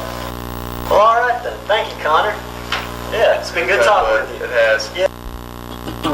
Set your own banking hours with Planners First Online Banking. Planners First Online Banking allows you to connect and access your bank accounts 24/7. For those that are always on the go, you can check your balances, pay your bills, transfer funds anytime and anywhere you have internet access. Let Planners First Online Banking make your life a little easier. Planners First, a legacy of excellence since 1896. Member FDIC, an equal housing lender. Hi, Middle Georgia. My name is Roger, and I'm the general manager here at David Reagan Ford in Perry, Georgia. If you ever considered buying yourself a new or pre-owned vehicle, you owe it to yourself and your family to stop by David Reagan Ford, where I promise you a great car buying experience. Saving you money. Now that's another winner from David Reagan Ford. For information, go to davidreaganford.com or stop by David Reagan Ford just off I-75 at exit 136 in Perry. Best cars, best trucks, best buying experience here at David Reagan Ford in Perry. On the athletic field and in the classroom, students at the Westfield School are preparing to meet the challenging demands of the 21st century. Our dedicated faculty teaches and inspires students from pre-K to 12th grade to think critically and learn globally, preparing our students for college in a Christian environment that has been the Westfield mission for more than 44 years. And our students excel. From football to chorus, art to tennis, and basketball to debate, Westfield students aspire to be champions. It's the Westfield experience. To learn more about the Westfield School, visit our website, westfieldschool.org, or call our admissions office at 987-0547. The Westfield School, ready for college, ready for life. Welcome back to the Middle Georgia Sports Network's halftime show, brought to you by Planners First. Welcome back here to Webb Memorial Stadium and the Planners First halftime show on the Middle Georgia Sports Network, where Westfield trails 21-0 to the Deerfield Windsor Knights. This has been a rough go so far for Westfield, Brett. They have had nothing go right. They have unfortunately fumbled 3 times and had a heck of a time trying to stop Deerfield as well on defense. Yeah, without a doubt. I mean, Westfield has not played the type of a game that they wanted to come out and play, and they seem to be kind of sluggish and sleepwalking through the game so far, and right now Deerfield Windsor's doing a great job of executing on third down and really extending drives. And when you can do that in football and you can hold on to the football, they only have 1 turnover here tonight to 3 from Westfield. That's going to bode well for your team. And right now Deerfield Windsor doing a lot of things right, and Westfield really can't find their momentum on offense, really can't get anything going, and that's killing them thus far. Yeah, we're going to have to figure out what they got to do there in the second half to come out. Now, they do come out with the ball on offense, so that's obviously a positive. But it looks like Deerfield Windsor is just bringing anything and everything they got on defense. They're coming right after Josh Jenkins. They're coming right after Ryan Fitzpatrick and making it very difficult to do anything on the ground for Westfield. Yeah, absolutely. And ComSouth check of the stats here, the game stats. Westfield's rushed the ball 10 times, 419 yards, 3 fumbles, 1.9 yards per carry, 0 completions for Ryan Fitzpatrick, and 5 attempts, 2 penalties for 15 yards, 19 total yards for Westfield in the game. 24 rushing attempts for Deerfield on 70 yards, 1 touchdown, 2.92 yards per carry average, 6 and 9 passing for Tyler Lowe, 99 yards. 2 touchdowns, 1 interception, 67% completion, and 3 penalties for 25 yards for the Knights, 169 total yards to 19 for Westfield. So right now, Deerfield doing everything right. And like you said, Kenny, Westfield's going to have to find a way to neutralize Deerfield's pass rush and ability to get across the line of scrimmage, as they're kind of stacking the box right now, and Westfield not doing a good job at picking up those rushers. And Westfield is going to have to find some combinations of plays and scheme that works if they're going to come back here in the second half down 3 scores. Yeah, one thing I think they got to do, Brett, is as you mentioned earlier in the game, they got to find Giles. I mean, Giles is your best receiver, your best player on the field. You got to put the ball in his hands, whether it be maybe, how about some screen passes? Have him step back, do little quick screens that way, or have a little bubble screen where he's coming towards Ryan and kind of get some blockers out in front that way. Those type of things, screen passes to Josh Jenkins, those type of things help stop that rush, because then those players cannot commit as much and come after the quarterback and gamble. If Westfield's able to get that ball in space and then go down the field, that should really, really open up the running game. And I think those are the type of things that Coach Jones is going to have to dial up here in the second half, or Westfield is going to lose this one. Yeah, absolutely. And it's not far-fetched for Westfield to score, a ton of points, but they're going to have to find a way to get back in the game. And like you said, come up with some different ways. Obviously, your game plan to this point has not worked, so you need to try to come up with a way to stretch that defense out and see if you can't get some running room by possibly starting to stretch it out by throwing. And Coach Jones wants to run the ball first, but when that's not working and you got a threat like Giles Amos on the outside and he has really 0 touches tonight, it's you got to think that Coach Jones is going to say, hey, let's try to get Giles involved in the game, see if we can't stretch the field a little bit and stretch out that defense and, possibly get back in this game. Defense stepped up there in the second quarter and played pretty good. See if you can't continue that here and maybe force some turnovers, and you're going to need a combination of all those things if you're going to get back in the game. Yeah, we'll see what they do as we're just a few minutes away from second half action, as we'll go ahead and take a quick timeout. You're listening to the Planners First halftime show here on the Middle Georgia Sports Network. Hi, Middle Georgia. My name is Roger, and I'm the general manager here at David Reagan Ford in Perry, Georgia. If you ever considered buying yourself a new or pre-owned vehicle, you owe it to yourself and your family to stop by David Reagan Ford, where I promise you a great car buying experience. Saving you money. Now that's another winner from David Reagan Ford. For information, go to davidreaganford.com or stop by David Reagan Ford just off I-75 at exit 136 in Perry. Best cars, best trucks, best buying experience here at David Reagan Ford in Perry. On the athletic field and in the classroom, students at the Westfield School are preparing to meet the challenging demands of the 21st century. Our dedicated faculty teaches and inspires students from pre-K to 12th grade to think critically and learn globally, preparing our students for college in a Christian environment that has been the Westfield mission for more than 44 years. And our students excel. From football to chorus, art to tennis, and basketball to debate, Westfield students aspire to be champions. It's the Westfield experience. To learn more about the Westfield School, visit our website, westfieldschool.org, or call our admissions office at 987-0547. The Westfield School, ready for college, ready for life. And now, back to the gridiron with Kenny and Brett on the Middle Georgia Sports Network. And we're back here at Webb Memorial Stadium on the Planners First halftime show. I'm Kenny Kofer, alongside me, Brett Taylor. Tim Thompson upstairs on the camera, as Westfield trails here at the half 21-0 to the Deerfield Windsor Knights. And Westfield allowed a touchdown on the opening possession from Deerfield. They went down the field pretty easily and scored, and then Westfield got the ball back for their first possession, and it was a Tanner Westbrook fumble that gave it right back to Deerfield, who went right back in and scored again after they converted. I believe it was a fourth down in 18 on a screen pass. And it was just a tough way to go. And then they end up making it 14-0. Westfield gets the ball back. They fumble again. And then Deerfield goes down and scores 21-0. So it was 21-0, I believe, with about 10:38 left in the second quarter. So Westfield's defense did a good job holding. They did force a turnover themselves. But offensively, they've had nothing to speak of here. 19 yards of total offense. And it's just been ugly for the Hornets. They came all the way down here, and they look like they've been sleepwalking this entire game. And they're going to have to pick up their body language. Does not look good out on the field right now, just kind of arms swinging and hands on hips. And they're going to have to figure something out, because I'll tell you one thing, Deerfield Windsor is not going to take their foot off the accelerator. They're going to keep attacking Westfield, especially on the defensive side, until Westfield shows that they can stop it. And we've talked about it earlier in the halftime show here, that you got to do that by counteracting with some screens and some quick slants and maybe some fade patterns, something of that sort, to really try to beat that pass rush. Yeah, absolutely, and we continue to talk about some of the things that Westfield needs to do, but really I think they just need to kind of wake up and play. and taking another one away from what Deerfield's done, because they've had an excellent game plan and they've executed very well. But Westfield just looks like they're just haven't come to play here tonight, and they need to get up, get ready to play.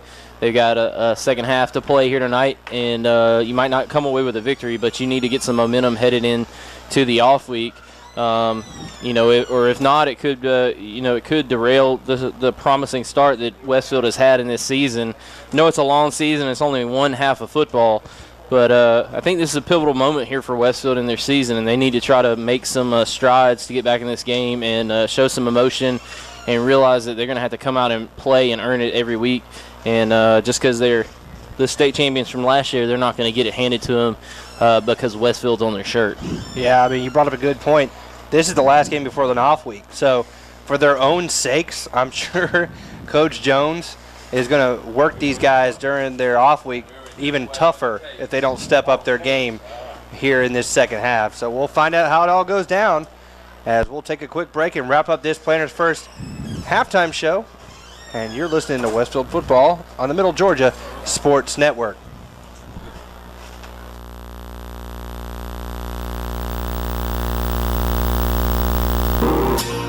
C.W. Williams is the premier home builder in Houston County. With established communities in Perry, Bonaire, Centerville, and Warner Robins, C.W. Williams Homes offers you a chance to build a customized home of your dreams. There are multiple floor plans available, ranging from a minimum of 1,000 square feet to over 3,000 square feet. Log on to cwwilliamshomes.com or give them a call at 478-922-2207 to check their list of plans, communities, and financing options today. C.W. Williams Homes. Let us build the home of your dreams.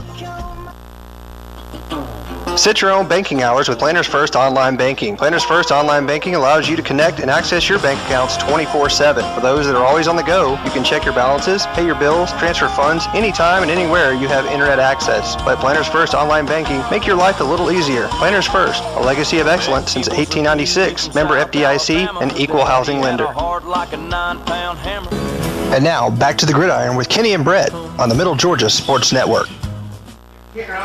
And welcome back here to Webb Memorial Stadium. Kenny Kofer, Brett Taylor, and Tim Thompson upstairs on the camera as Westfield is here trailing 21-0 at halftime to Deerfield Windsor. And we're almost set for second half action, and Westfield will receive the ball here in the second half as they've had the ball a few times in offense but only managed 19 yards of total offense to go with 3 fumbles. Josh Jenkins had a pair and Tanner Westbrook had the other, and Westfield still in their team huddle down there on the far side of the field as the whole entire special teams is up and ready to kick here for Deerfield. So Westfield is, I'm sure Coach Jones is really trying to fire his team up, get them ready to play here as they're late breaking this huddle. They have to get out on the field and get going here.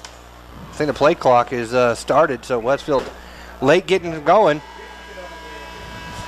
As Vildabill will kick it away. He's easy to spot. Bright yellow shoes. And socks. And this kid got one of the best legs we've seen in high school football, and probably will be playing on Saturdays somewhere here next year. Yeah, absolutely. I think Stratford had a pretty good kicker last year. William Ham. He's at Georgia. He's at Georgia, so this guy was probably close, if not maybe even a little bit ahead, especially in field goal kicking. And here he goes. Vildabill will get it away. And it's a nice kick taken at the 3-yard line by Tanner Westbrook. Westbrook trying to follow tacklers. He spins around, and he'll be brought down at the 20-yard line. And that's where Westfield will start this drive. 1st and 10, trailing by 21 points. And basically all you can do with that, Brett, just wipe it away. First half happened, nothing you can do about it. Let's go out and score points. Yeah, I mean, you just got to get it out of your memory and say, new half of football, let's just go and do what we can do and play as well as we can and see where the chips fall. But right now, Westfield has the ball deep inside their own territory, and they need to try to come out here, establish a drive, pick up a few first downs, and see if they can't gain some momentum offensively.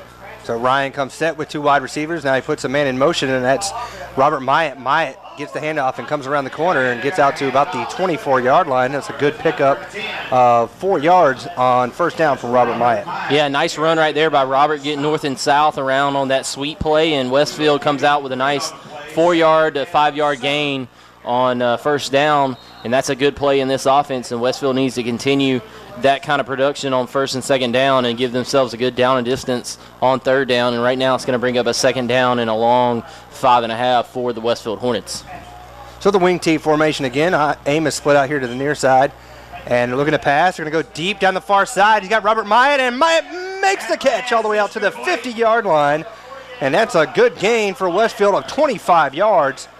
And Westfield's on the move. Their first big play of the game, and it's 1st and 10 at the 50-yard line. Yeah, great pass right there by Ryan Fitzpatrick, and he was able to drop it right over the top of the defender, and Robert Myatt comes up with a great 25-yard catch, and Westfield getting the play that they needed, getting it all the way out to the 50-yard line.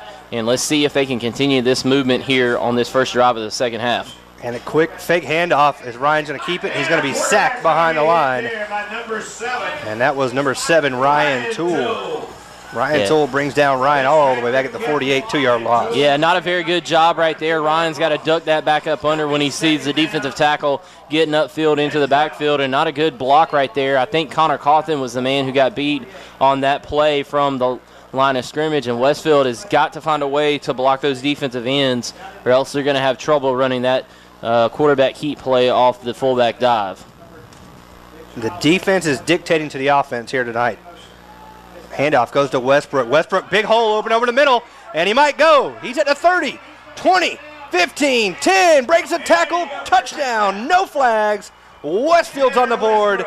Tanner Westbrook from 52 yards out, and Westfield trails 21-6 with 10:06 to go in the third. Yeah, just a nice counter play back to Westbrook, and he outran everybody to the end zone. A good job of getting the defense to over pursue, and Westfield gets their first touchdown of the night, and it's 21-6 here early in the third quarter with 10 minutes and 6 seconds left to go here in the third, and Griffin Elmore on for the extra point.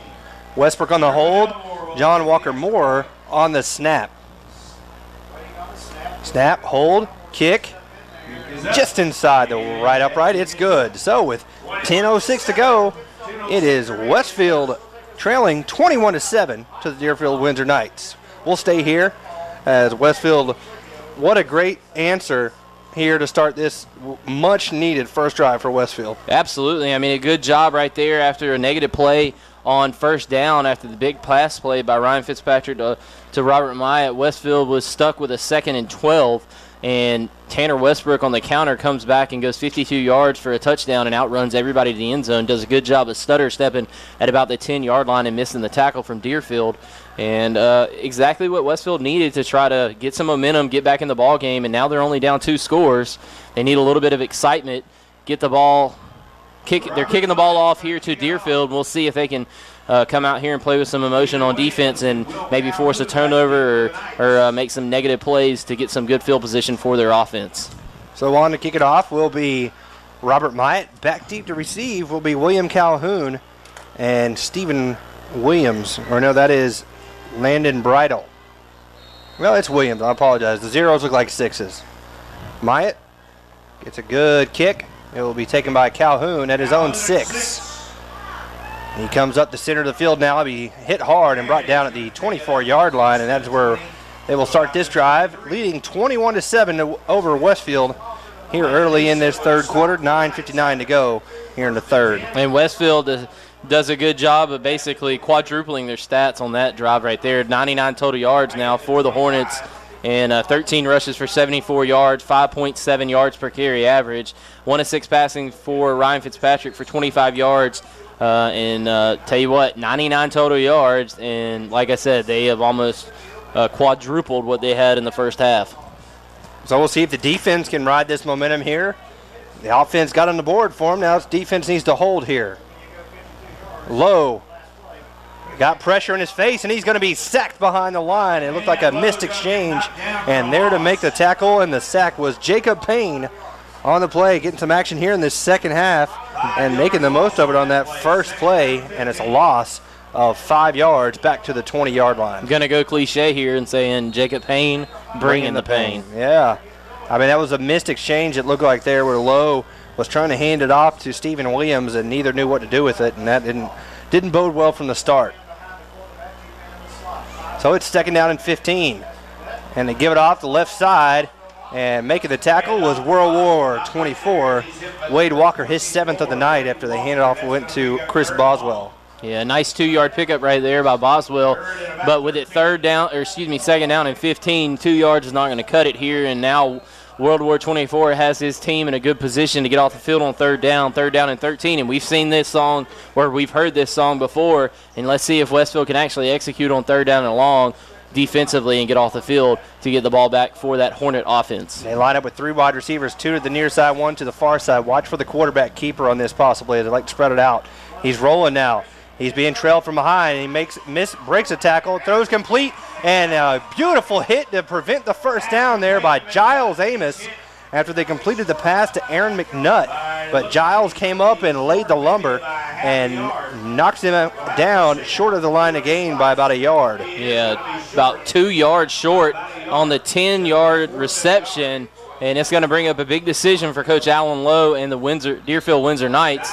A great defensive play by Giles Amos, the big safety, and if he's not going to be involved on offense, he's going to get himself involved on defense. And like I said, he's one of the best players for Westfield, best players in the state, and he comes up with a big play right there. Westfield needs to be disciplined and not jump off sides here on this punt.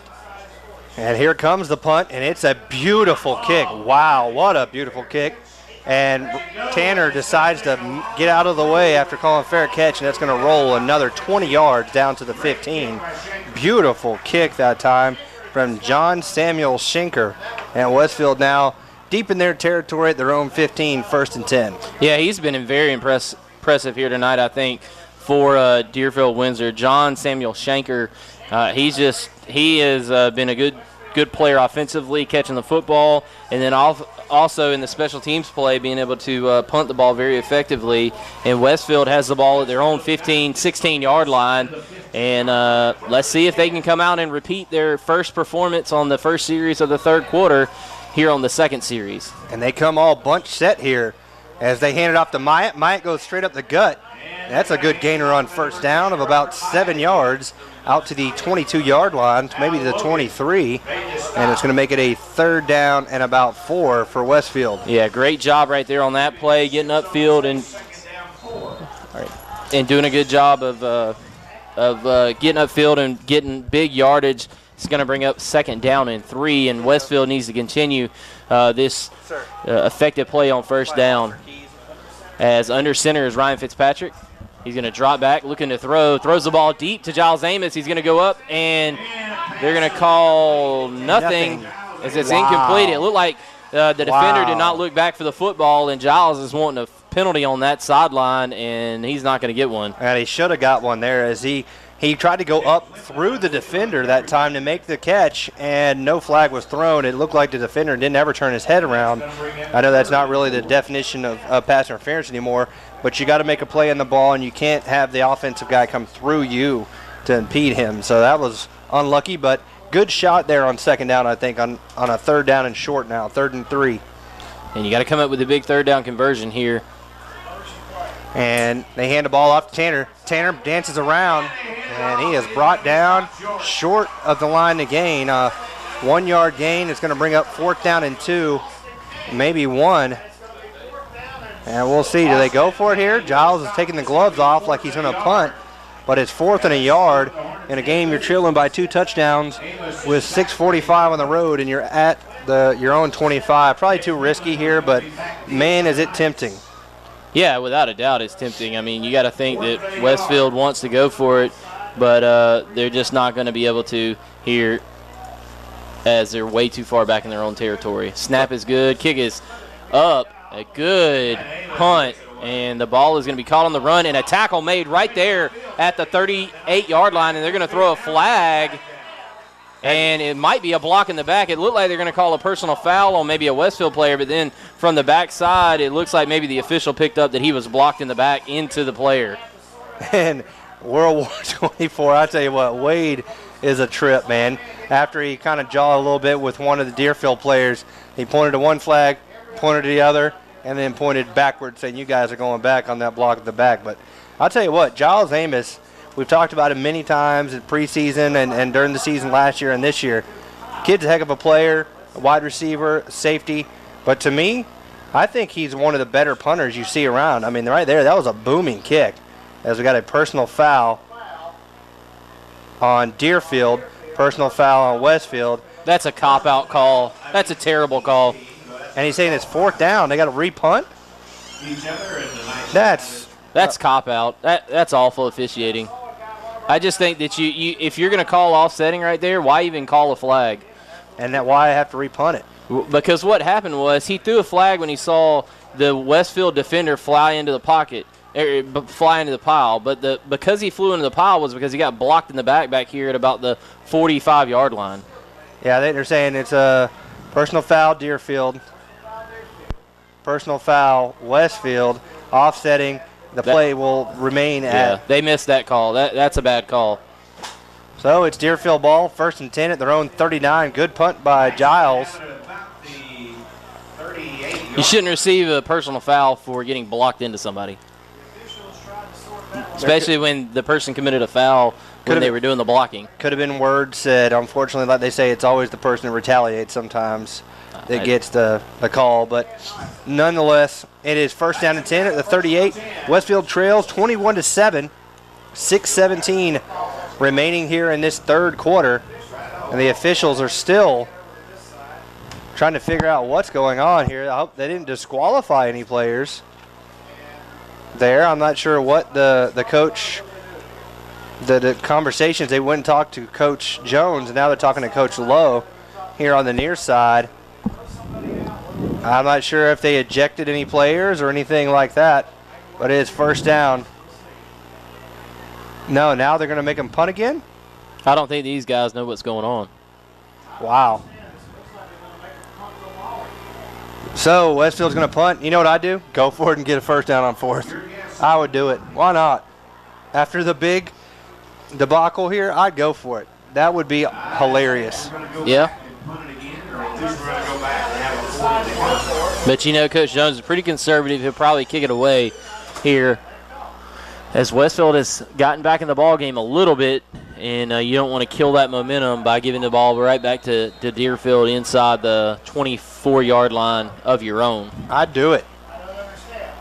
I'm the gambling man. What do they call that? Who is the gambler? Riverboat Gambler was Tommy Tupperville, I think. And here they come, and they hit Giles, and there's a flag down. That's a 1st down, Westfield. Go ahead and return it. Flag down. They ran into Giles, and they tried to come on a punt block. Personal foul, 1st down, Westfield. And that was a bad call. Yeah. It was running into the kicker, maybe, but it wasn't a personal foul. But nonetheless, running into the kicker would have been a 1st down for Westfield, but I don't think that was a personal foul. But Westfield's going to get the 1st down. And that's going to go against tonight. So that'll be a 1st down for Westfield. Hey, it turned out good for the good guys on that one.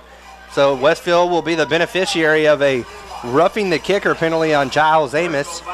And Westfield will get a 1st down now with 6:05 left in this 3rd quarter. Your scores remaining 21-7. Westfield trailing Deerfield Windsor, but now with that help of that penalty, have a 1st and 10 at the Deerfield 40. Yeah, up to that point, I'd say it been a pretty great officiated ball game, but kind of went out the window there in that last about 5 minutes. You do realize we got a 6'5". He didn't make the call. Handoff comes near side to Tucker Moody. Moody getting around the corner, and he'll be dragged down from around the neck. Right across the 50. It looks like he has enough for the 1st down, so a 10-yard gain for Tucker Moody. And a 1st down for the Westfield Hornets. Yeah, good job right there by Tucker Moody, just outrunning the defense right there from Deerfield, and he gets up field for a nice 10-yard pickup all the way out to the 50-yard line, and all he had to do was touch it to get the 1st down, and Westfield is moving the football here in the 2nd half. And after the help of the 15-yard penalty, they're at the midfield stripe looking to try to pick up some more points and get back in this game. And these are 5:57 left to go. These are the type of things you need here. And dropping back to pass. Good block, and he's got a man open, and it's complete. And that is to Tucker Moody again inside the 40, down to the 38-yard line. And I'll tell you what, that play was set up by the backside block here on this near side. And I believe that was Josh Jenkins who might have picked it up and created that time for Ryan to hit the pass to Tucker. Yeah, nice 11-yard pickup and a good job. A good time to call that play by Coach Jones. And like you said, he needed one block. He got it. He had enough time to make the play, and a nice pass play over the defender's hands for a first down. And you see what they've done here. They brought in Cam Forrester at fullback and put Josh Jenkins in at slot back. And they hand it off to Cam. Cam across the 35 down to the 34-yard line. That's a gain of 4 for Cam Forrester. So Coach Jones kind of realizing, I think, that right now, with Josh Jenkins being at fullback, being smaller in stature, with this defensive line, they were kind of working him over, standing him up, and stripping him in the first half. Now you get Cam in there a little bit bigger, maybe a little bit stronger. And get Josh on the edge. Yeah. Right, get him in space with his speed. And they hand it off to Jenkins. Jenkins makes a first man miss, dances inside, still on his feet. And he'll turn what looked like about a yard loss into about a 2-yard gain. And it's going to make it a third down and about 2.5 to 3 yards. They're penetrating right into the center of that defense or that offensive line each and every time. Yeah, I mean, they're doing a good job of getting penetration, and that play just took a little bit too long to develop, Kenny. And right there, Josh gets upfield and fights up. He gets as much yardage as he can, but right now Westfield has a big 3rd down and 3. You got to think this is go time right here if they don't pick it up on 3rd. So Cam at fullback, handoff goes to Tucker. Tucker's going to get around the corner here, enough for the first down inside the 25. He dives down to the 23. A good block over here by Connor Coffin to spring him around the edge to get him the first down. Yeah, nice 8-yard pickup right there by Tucker. And he's been a spark plug on this offense, coming in and just making the big plays when he's needed to. And Westfield's got a first down at the Deerfield Windsor Knights 24-yard line with 4:30 left to go here in the third quarter. Westfield trailing here by 14, but they're on the move. The roughing the punter penalty on Deerfield gave Westfield new life, and they've taken advantage of it now as they're moving, inching towards this red zone. Handoff goes to Cam. Cam cuts up the middle, inside the 20 now, down to the 19-yard line. That's a gain of 5 for Cam Forrester.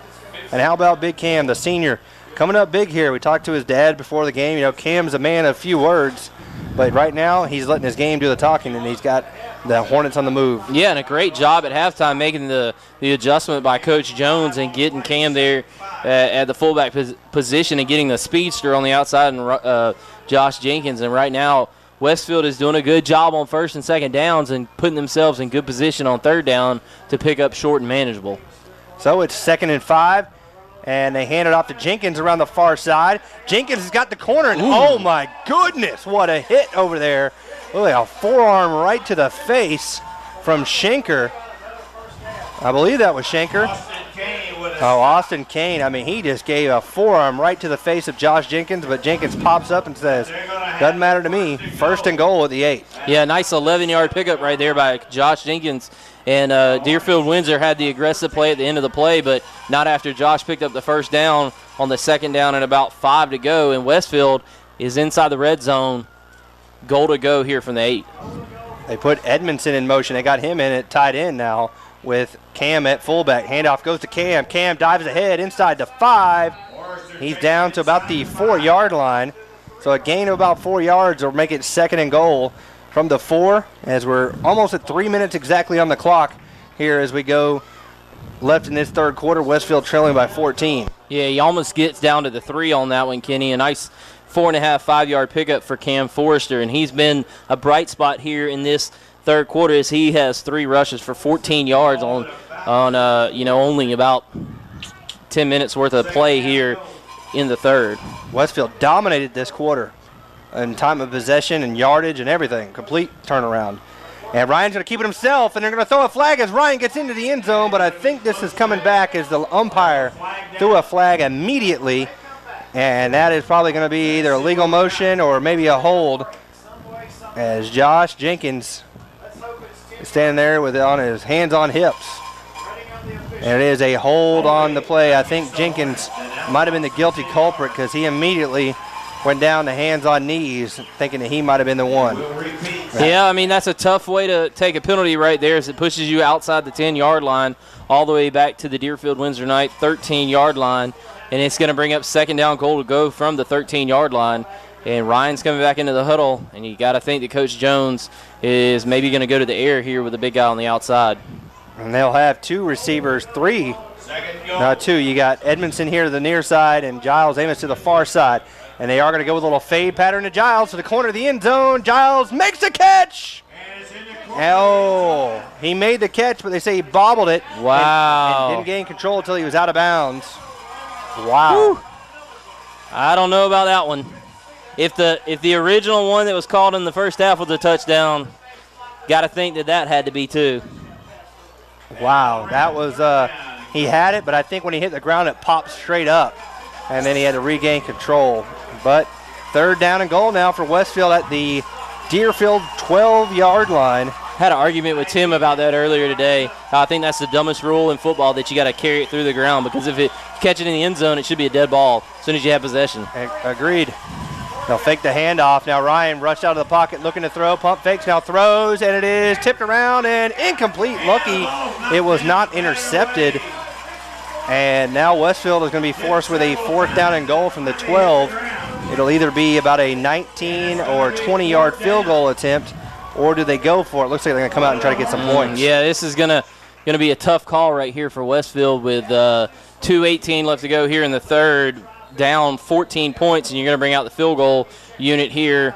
And you got to think that Coach Jones wanted to get that 7 points, and he had it. If it wouldn't have been for a hold on the other side of the formation, Westfield would be down only 7 points here. But nonetheless, they're going to try a field goal from their own from the Deerfield Windsor 13-yard line. So a 30-yard attempt for Griffin Elmore is up, and it is good.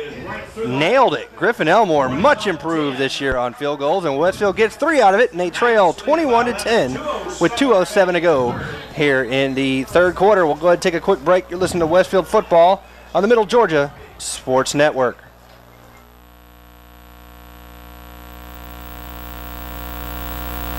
Man, these cheesy bread dogs are incredible. Real The good. cheese is baked right into the bun. You know, in this case, it really is what's on the outside that counts. Maybe that phrase, "it's what's on the inside that counts," isn't true. I mean, I've only been judging books by their covers. Really? I only read the cover. Oh, you don't read what's inside? No, I could read 2, 3 covers. Cover to cover. Cover and cover. Count on the cheesy goodness of the new cheesy bread dogs. They're the perfect match for any of our 25 shakes. This is how you Sonic. Have you been injured and are in need of legal representation? If so, call Trey Moody. Trey is a graduate of the University of Texas and Mercer Law School and has been practicing in the Middle Georgia area for over 22 years. Trey has tried over 70 cases to jury verdict and has recovered over $5 million for his clients. Trey has established himself as one of Georgia's most prolific personal injury trial attorneys. He is also a certified and registered mediator with the State of Georgia Office of Dispute Resolution. So if you want a respected attorney who can actually try your case if needed, call Trey Moody at 478-988-3114 for a free consultation, or visit his office today at 921 Carroll Street in downtown Perry. And now, back to the gridiron with Kenny and Brett on the Middle Georgia Sports Network. And welcome back here as Westfield trails 21-10 with 2:07 to go in this third quarter. And the kickoff will be by Griffin Elmore this time, and it will roll and be touched at the 20, and they're going to call a touchback that time, as it almost was a disaster for Deerfield. Stephen Williams tried to get it at about the 11. It rolled underneath his hand into the end zone for a touchback. Yeah, it could have been a disaster if he touches the ball and it stays short of the goal line. Westfield would have had a chance to recover it, but Williams gets very fortunate that it rolls into the end zone, and right now Deerfield's going to come out with bad field position in their own 20-yard line, and Westfield has got to come out here on defense and play stifling defense, as the Hornets are down 11 points late in the third quarter, and they really need a big stop here and get the ball back for their offense to start the fourth quarter, as it's getting near the end of the third here shortly. 2:07 to go in this third quarter. 21-10 your score. Deerfield leading. They got 3 wide receivers. Lowe rolling out here near side, throwing, and he throws complete. And stepping out of bounds at the 28-yard line is Nick Windland. Looks like it's going to be about a 7-yard pass play right there. And Nick Windland does a good job of picking up that pass reception from Lowe and getting upfield. And it'll bring up, that was a 9-yard. They had it marked 3 yards short, and then they moved the sticks on me. So that was a 9-yard pickup right there on first down. So 2nd and 1 now. They kind of rushed off the defender on that underneath route, took him deep, and then had the other one come up underneath. They got the I formation with Williams, the deep back. Fumble snap, or is it a quarterback sneak? I think it's a QB sneak. QB sneak. And he's got a first down as he dives ahead to the 31-yard line. Jacob Payne and Wade Walker there on the tackle.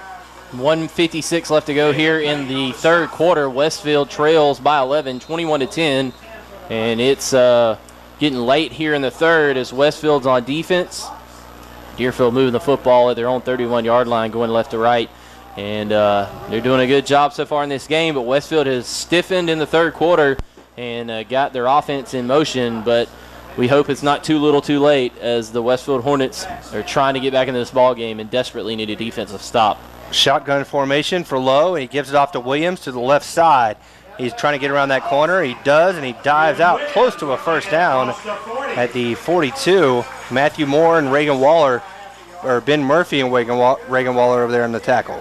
Yeah, good job right there on the design as Deerfield rode the back, and he got to the outside and got around the end and picked up 8 yards. And Westfield, as good as they were on that first drive for Deerfield here in the third quarter, they're giving up some big chunks here on this drive, and Westfield has got to find an answer for this spread offense that Deerfield has gone into, and now they're going to go back under center with it 2nd down and short. 2nd and 1. Watch the QB sneak here as they line up in the wing T formation, and they give it off to the fullback. He's hit immediately, and he's going to be right at the sticks. It looked like Walker Davison was there on the tackle, along with number 34, Corey Holliday. First down, Knights, as they have the ball now. 1st and 10 at their own 42 as the clock is down to 34 seconds before the end of the third. Coach Lowe will relay the play, which I assume is his son, Tyler. And he'll relay the play into his offensive mates. And they'll come to the line here with 18 seconds left on this clock remaining in the third quarter as the Knights lead the Hornets 21-10 in this non-region matchup between the AAA powerhouse Westfield Hornets and Deerfield Windsor Knights. And they'll take a snap before the end of the third and pitch it back to Williams. And they'll stack him up and bring him down at the 45-yard line. Jacob Payne over there along with Walker Davison. So we'll go ahead and take a quick break. We're at the end of 3. Your score, Deerfield Windsor 21 and Westfield 10. But listen to Westfield football on the Middle Georgia Sports Network.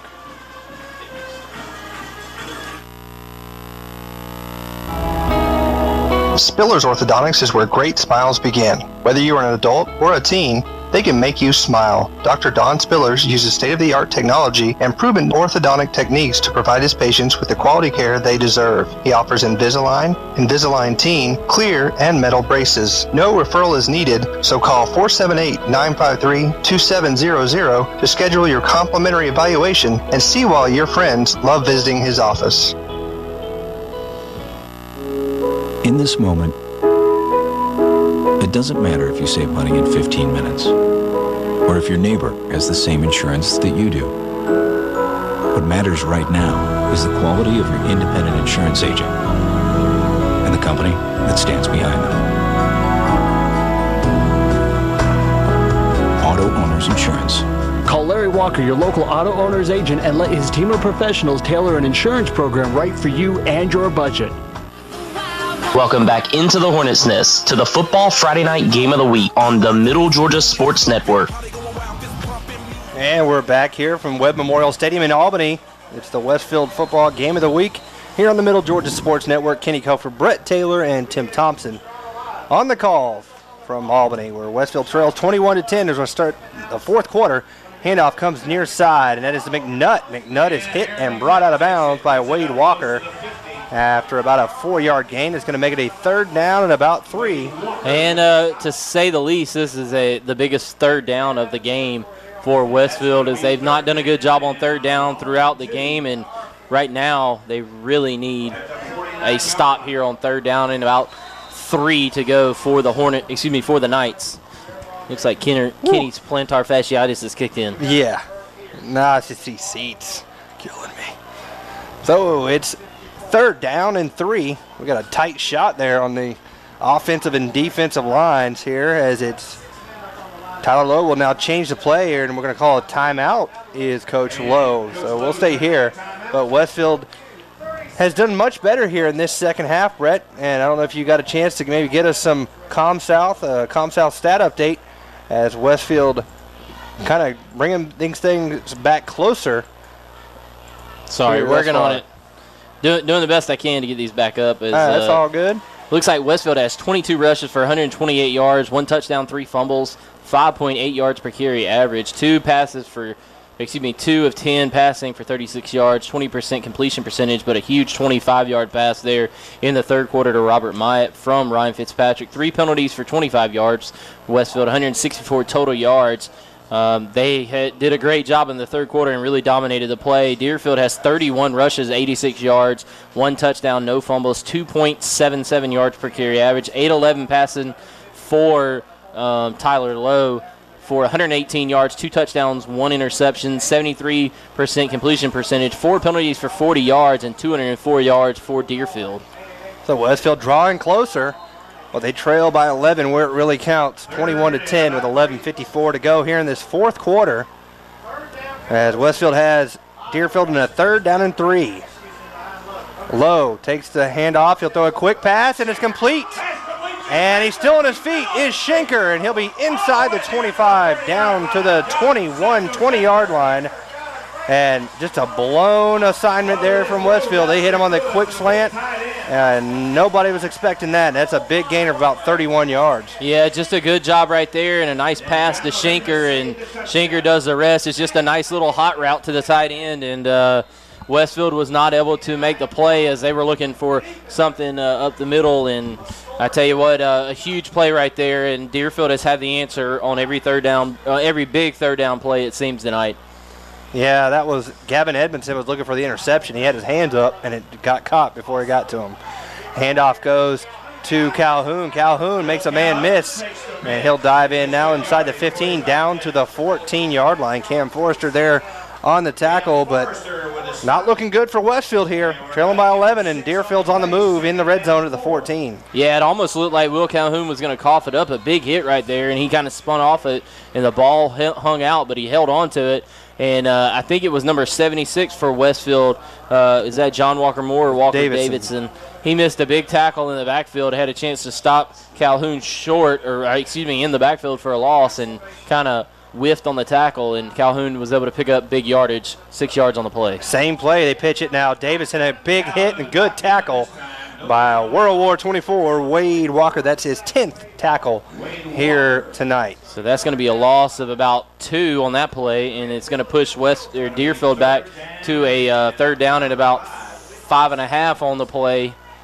Westfield, another big 3rd down for the defense, and let's see, with 10:21 left to go here in the game, if they can come up with something defensively to try to stymie these Knights from Deerfield.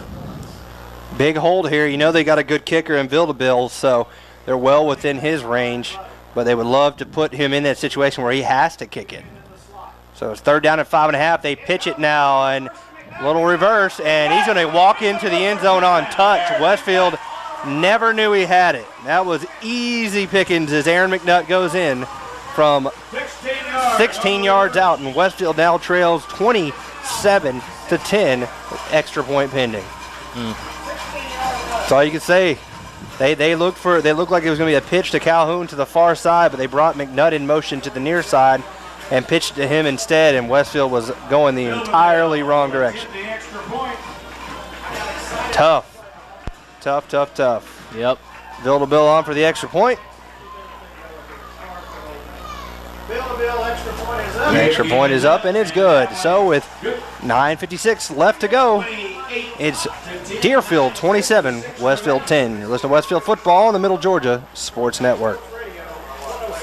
Hi, Middle Georgia. My name is Roger, and I'm the general manager here at David Reagan Ford in Perry, Georgia. If you ever considered buying yourself a new or pre-owned vehicle, you owe it to yourself and your family to stop by David Reagan Ford, where I promise you a great car buying experience. Saving you money. Now that's another winner from David Reagan Ford. For information, go to davidreaganford.com or stop by David Reagan Ford just off I-75 at exit 136 in Perry. Best cars, best trucks, best buying experience here at David Reagan Ford in Perry. On the athletic field and in the classroom, students at the Westfield School are preparing to meet the challenging demands of the 21st century. Our dedicated faculty teaches and inspires students from pre-K to 12th grade to think critically and learn globally, preparing our students for college in a Christian environment that has been the Westfield mission for more than 44 years. And our students excel. From football to chorus, art to tennis, and basketball to debate, Westfield students aspire to be champions. It's the Westfield experience. To learn more about the Westfield School, visit our website, westfieldschool.org, or call our admissions office at 987-0547. The Westfield School, ready for college, ready for life. And now, back to the gridiron with Kenny and Brett on the Middle Georgia Sports Network. And welcome back here to Webb Memorial Stadium, where Deerfield Windsor leads 28-10 over Westfield. And a little angled pooch kick. And it looked like it was a fair catch called by, a little late activity there as Aiden Murphy was getting pushed around by the kicker that time. Jack Gill, or not the kicker, but Jack Gill, as the fair catch was called there by Corey Holliday. So Westfield will start the ball. 1st and 10 at their own 24-yard line, I believe. Westfield just looked out of sync pretty much, Brett, from the start, and they've been never really, they look like they, after that penalty on the hole in which Ryan scored, it would have made it 21-14. They had to settle for the field goal. That pretty much was kind of the dagger. And, then you can't get off the field on 3rd down. I don't know how many conversions. We don't keep that stat, but Deerfield has a ton of 3rd down conversions offensively.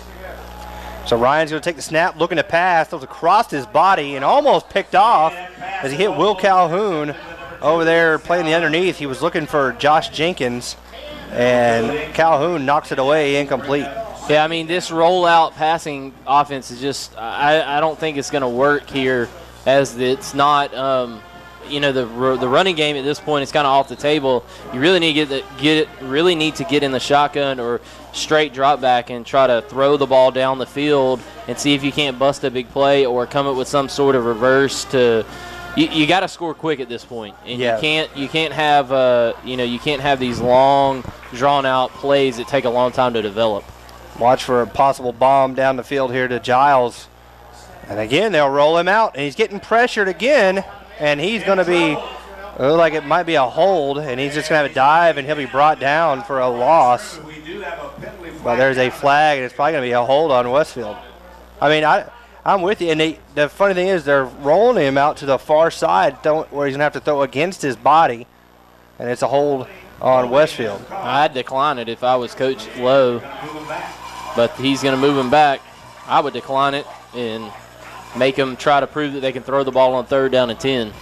Yeah, Westfield does not look good. There's no other way to really sugarcoat it or anything. They just have not played a good football game here tonight. Now they have a long 2nd down and a mile to go, about 26 yards to go for the Hornets. And this could be a good thing for Westfield. It could be a wake-up call.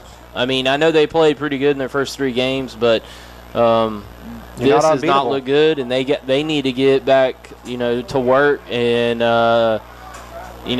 we'll give you our thoughts in the post game, but I think Westfield's going to be in good shape if they can figure it out. And they're looking for Reagan Waller here down the near side, and he hung it up so high that he knocks it away. As he had 2 defenders over there. That was Nick Wendland and Aaron McNutt. And it'll be a 3rd and a mile for the Hornets. And they trail by 18 points with 9:05 to go here in this ball game. And Westfield will head into the bye week next week with a bitter taste in their mouth if they don't start figuring something out here. And I'll tell you, I kind of feel bad for the old Bullock Academy Gators if they're going to have to be the recipient on the end of that bye week. So we'll go ahead and take a break as there's a timeout on the field.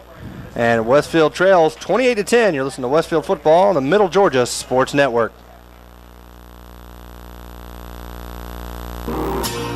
C.W. Williams is the premier home builder in Houston County. With established communities in Perry, Bonaire, Centerville, and Warner Robins, C.W. Williams Homes offers you a chance to build a customized home of your dreams. There are multiple floor plans available, ranging from a minimum of 1,000 square feet to over 3,000 square feet. Log on to cwwilliamshomes.com or give them a call at 478-922-2207 to check their list of plans, communities, and financing options today. C.W. Williams Homes. Let us build the home of your dreams. Set your own banking hours with Planners First Online Banking. Planners First Online Banking allows you to connect and access your bank accounts 24/7. For those that are always on the go, you can check your balances, pay your bills, transfer funds anytime and anywhere you have internet access. Let Planners First Online Banking make your life a little easier. Planners First, a legacy of excellence since 1896. Member FDIC, an equal housing lender. And now, back to the gridiron with Kenny and Brett on the Middle Georgia Sports Network. And Ryan's going to unleash a big one. He's got Giles open, and Giles makes the catch.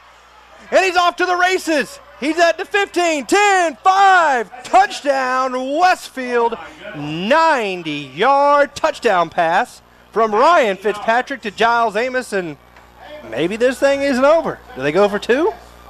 I don't know, but I tell you what, to me, that tells you right there who you need to be targeting. I mean, we thought that coming into the season that Giles, one of the things he needed to work on with was his speed, and he just outran everybody to the end zone. Yeah. And why not do that every play? I mean, I'm telling you. I mean, he is a threat. Get in the ball. You do, and look what happens. 90 yards. Not sure if that's the longest play in school history, but it's got to be up there. Well, Reagan Waller's touchdown was 92. Well, offensive play. Oh, I got you. I thought you were talking about total scoring play. Looks like Westfield's going to go for 2 here. Yeah, want to make it a 10-point game. Yep. And Deerfield's going to take a timeout. We'll stay here with the game. And I tell you what, we thought there during the break, we talked about it, with 8:51 and down 3 scores, basically, that Westfield, might be past the point of no return as far as winning this game. But we told you that Westfield needed something deep, and that's exactly what they got. And a 90-yard bomb gets Westfield kind of back in the ball game, and let's see if they can convert on this 2-point conversion and make it a 10-point game with only 8:51 to go. And a rivalry game, you never know what can happen. A great pass play right there by Ryan Fitzpatrick to Giles Amos. And Kenny, we said it. I mean, we said that Westfield had to get something quick and something down the field, and that's exactly what they got. Yeah, I mean, it's your typical 3rd down and 25-yard, 90-yard touchdown pass. I mean, it's just run of the mill. Just a great job, yeah. I'm going to update the scoreboard for you real quick, and I'm just flabbergasted at why we haven't seen more of that as the lights go out. That's not good. Nope. Lights just went out, 28-16, and that's going to take a few minutes to reset if they can even get the power back on. That's kind of crazy. All the lights on the far side of the field have gone out, and both teams are going to have to come back here. As anybody knows who's been around stadiums or anything like that, these lights, when you cut them off, take a little bit to come back on. Yep. So we'll go ahead and take a quick break, and we'll see if we can get the lights turned back on here at Webb Memorial Stadium. Your score with 8:51 left to go here in the game. 28-16, Deerfield on top, but Westfield has a huge 2-point conversion coming up next. You're listening to Westfield football on the Middle Georgia Sports Network. Go free ×3 this summer with ComSouth. Upgrade to any gold or higher value package and get the first month free, get free activation, and ComSouth will make the installation free too. Plus, as an added bonus, upgrade to high def and receive HD TV, you guessed it, free for 3 months. That's a whole lot of free for great telephone, wireless, state-of-the-art cable TV, and high-speed digital internet. Visit ComSouth.net for more details or stop by any of our convenient locations in Cochran, Hawkinsville, Perry, and Fort Valley. Well, the news is out. Brandon Outfitters has taken Central Georgia by storm as one of the Mid-State's premier outfitters. Located just off I-75 in Perry, Georgia, Brandon has all of the latest gear for any hunting season or just for a nice night out on the town. They still have all of your favorite brands such as Southern Tide, Mountain Khakis, Southern Marsh, Patagonia, Costa, Orvis, and as always, a huge selection of firearms. Brandon also now features new brands such as Sims, Ray-Ban, Kavu, Chaco, Yeti, and much more. Come check them out at 106 Fairview Drive in Perry. They're sure to make your visit one to remember. Man, these cheesy bread dogs are incredible. Real The good. cheese is baked right into the bun. You know, in this case, it really is what's on the outside that counts. Maybe that phrase, "it's what's on the inside that counts," isn't Yeah, true. I mean, I've only been judging books by their covers. Really? I only read the cover. Oh, you don't read what's inside? No, I could read 2, 3 covers. Cover to cover. Cover and cover. Count on the cheesy goodness of the new cheesy bread dogs. They're the perfect match for any of our 25 shakes. This is how you Sonic. Have you been injured and are in need of legal representation? If so, call Trey Moody. Trey is a graduate of the University of Texas and Mercer Law School and has been practicing in the Middle Georgia area for over 22 years. Trey has tried over 70 cases to jury verdict and has recovered over $5 million for his clients. Trey has established himself as one of Georgia's most prolific personal injury trial attorneys. He is also a certified and registered mediator with the State of Georgia Office of Dispute Resolution. So if you want a respected attorney who can actually try your case if needed, call Trey Moody at 478-988-3114 for a free consultation or visit his office today at 921 Carroll Street in downtown Perry. And now, back to the gridiron with Kenny and Brett on the Middle Georgia Sports Network. And welcome back as Brett's having a conversation with something. No, I was just saying, nobody texts me during the game, and I feel a little sad. Kenny's getting all these texts, and I'm popular, man, but I mean, apparently nobody loves me at my house. Well, the lights are out currently on the field as Westfield is trailing at the moment 28-16 to Deerfield Windsor. They just had a 90-yard touchdown pass from Ryan Fitzpatrick to Giles Amos, and it was so exciting that the fuse blew. Yeah, and there has been some lightning in the area tonight, so I don't know if that had I'm sure that probably played a role in it. Hit maybe some but it wouldn't just hit half of the stadium. Yeah, but those lights could be on a different circuit or so. I don't know. I'm not an electrical engineer, but I mean, there's got to be a reason why all of a sudden that side of the stadium went out and this one didn't. Where's Tim's son? That's true. Coleman could be a big part of that. Yeah, Tim, our cameraman, his son is here somewhere, and he mysteriously disappeared at the time the lights went out. Yeah, so we're going to blame Cole because he's a mischievous. He's like 900% boy, not 95% boy, but he's here, there, and everywhere. But Westfield got a huge play, 28-16, and we're awaiting a 2-point conversion, but it's going to be a little bit here as, well, hey, we don't know. How about this? Big day tomorrow in the state of Georgia.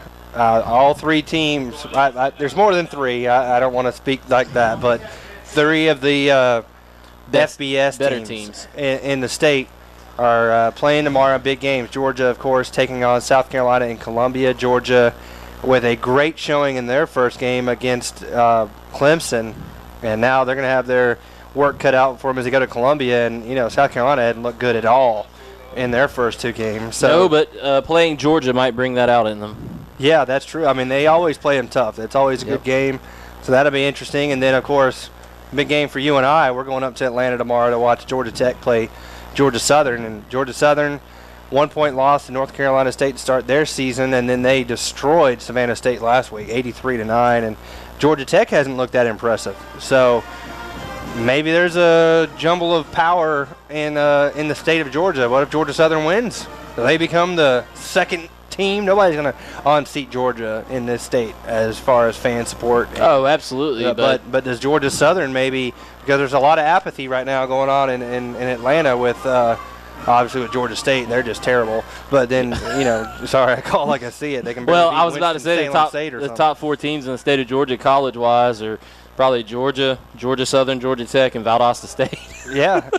Yeah, well, hopefully the traffic that goes to the Georgia Dome tomorrow doesn't impede us as we go to the Georgia Tech game, because Air Force is playing Georgia State at the Dome tomorrow. That might be a 50-0 score or something. Easy. But anyway, so tomorrow, like I said, at 3:30, it's Georgia taking on South Carolina, and then at noon, it's Georgia Southern versus Georgia Tech. So for Brett and I, it's a personal game. We'd love for this game to have the lights back on, Westfield come back, win the game, we travel home, we wake up, we go up to Georgia Tech and watch Georgia Southern win. And then the Falcons come on Sunday. They take on the Bengals. How about the Falcons, man? Beating the Saints. Me and I talked at halftime, and you were kind of like, oh, gosh, what are we going to do, man? The Saints are just good, and we're not looking good.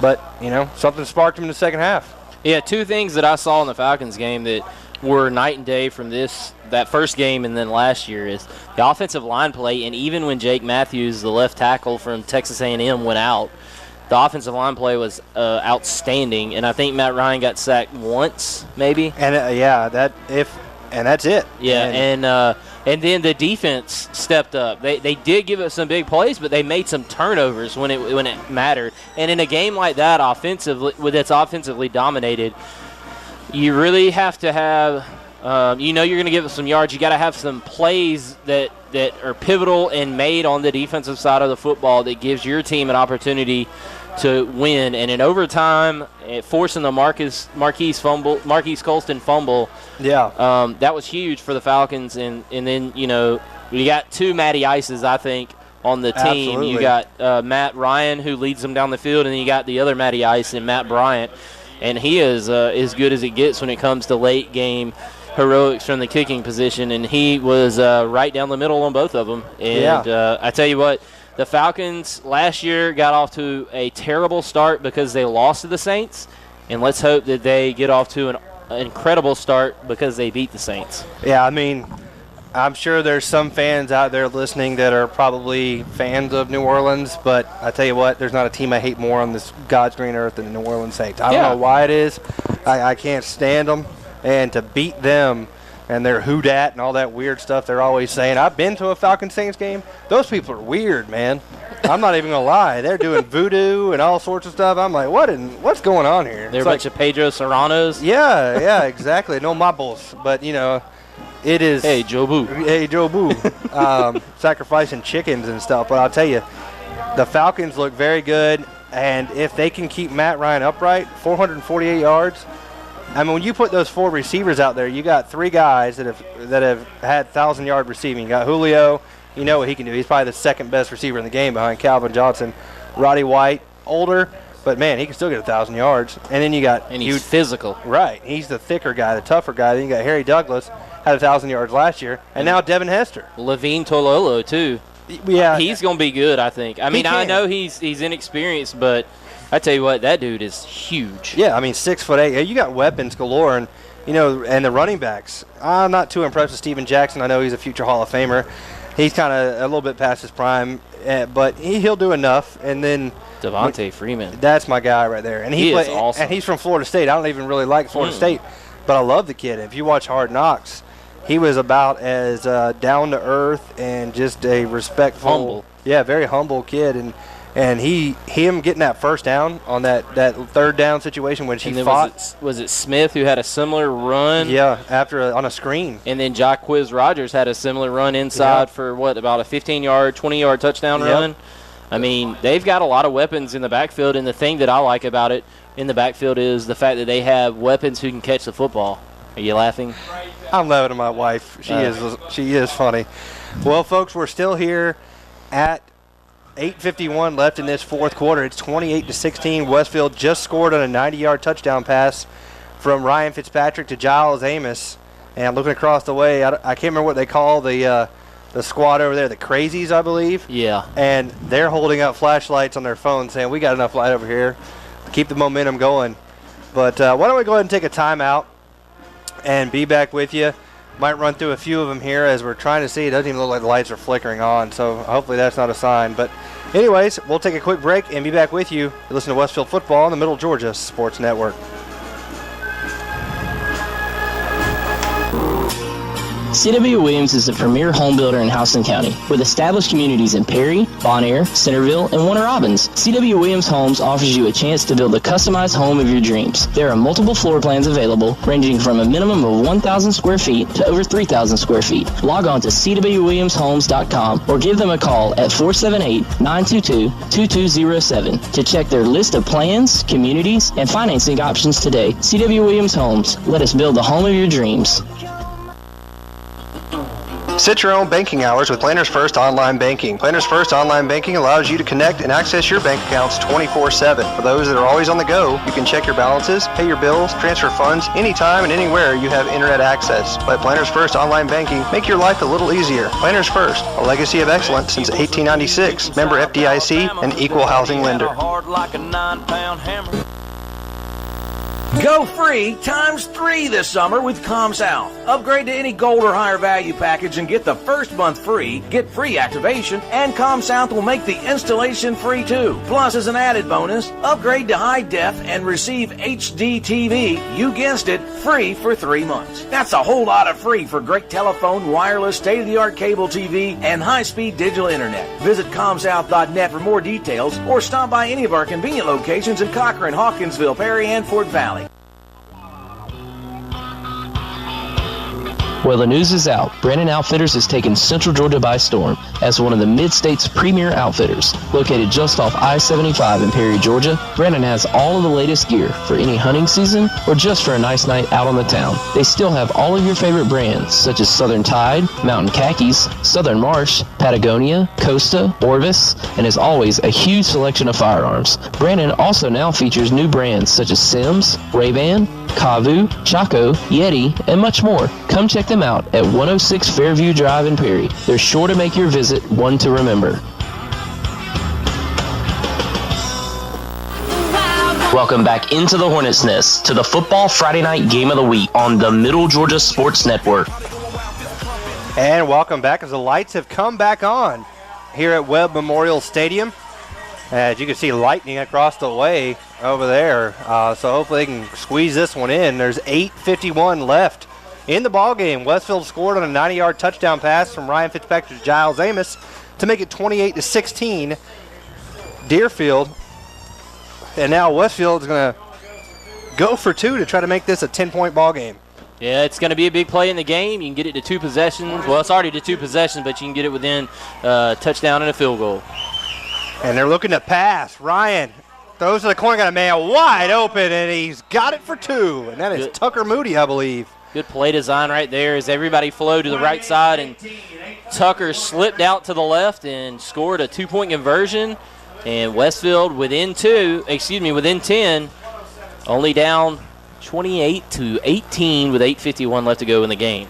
So the 2-point conversion good, and Westfield trying to get up off the mat here. Things look very, very grim for Westfield as they had it 3rd down and 25 or 26 from their own 10 and a 90-yard touchdown pass to Giles Amos. And now let's take a look at the numbers. Surprising. Yeah, I'm laughing because they're you're going to laugh when you see them, but they are absolutely identical.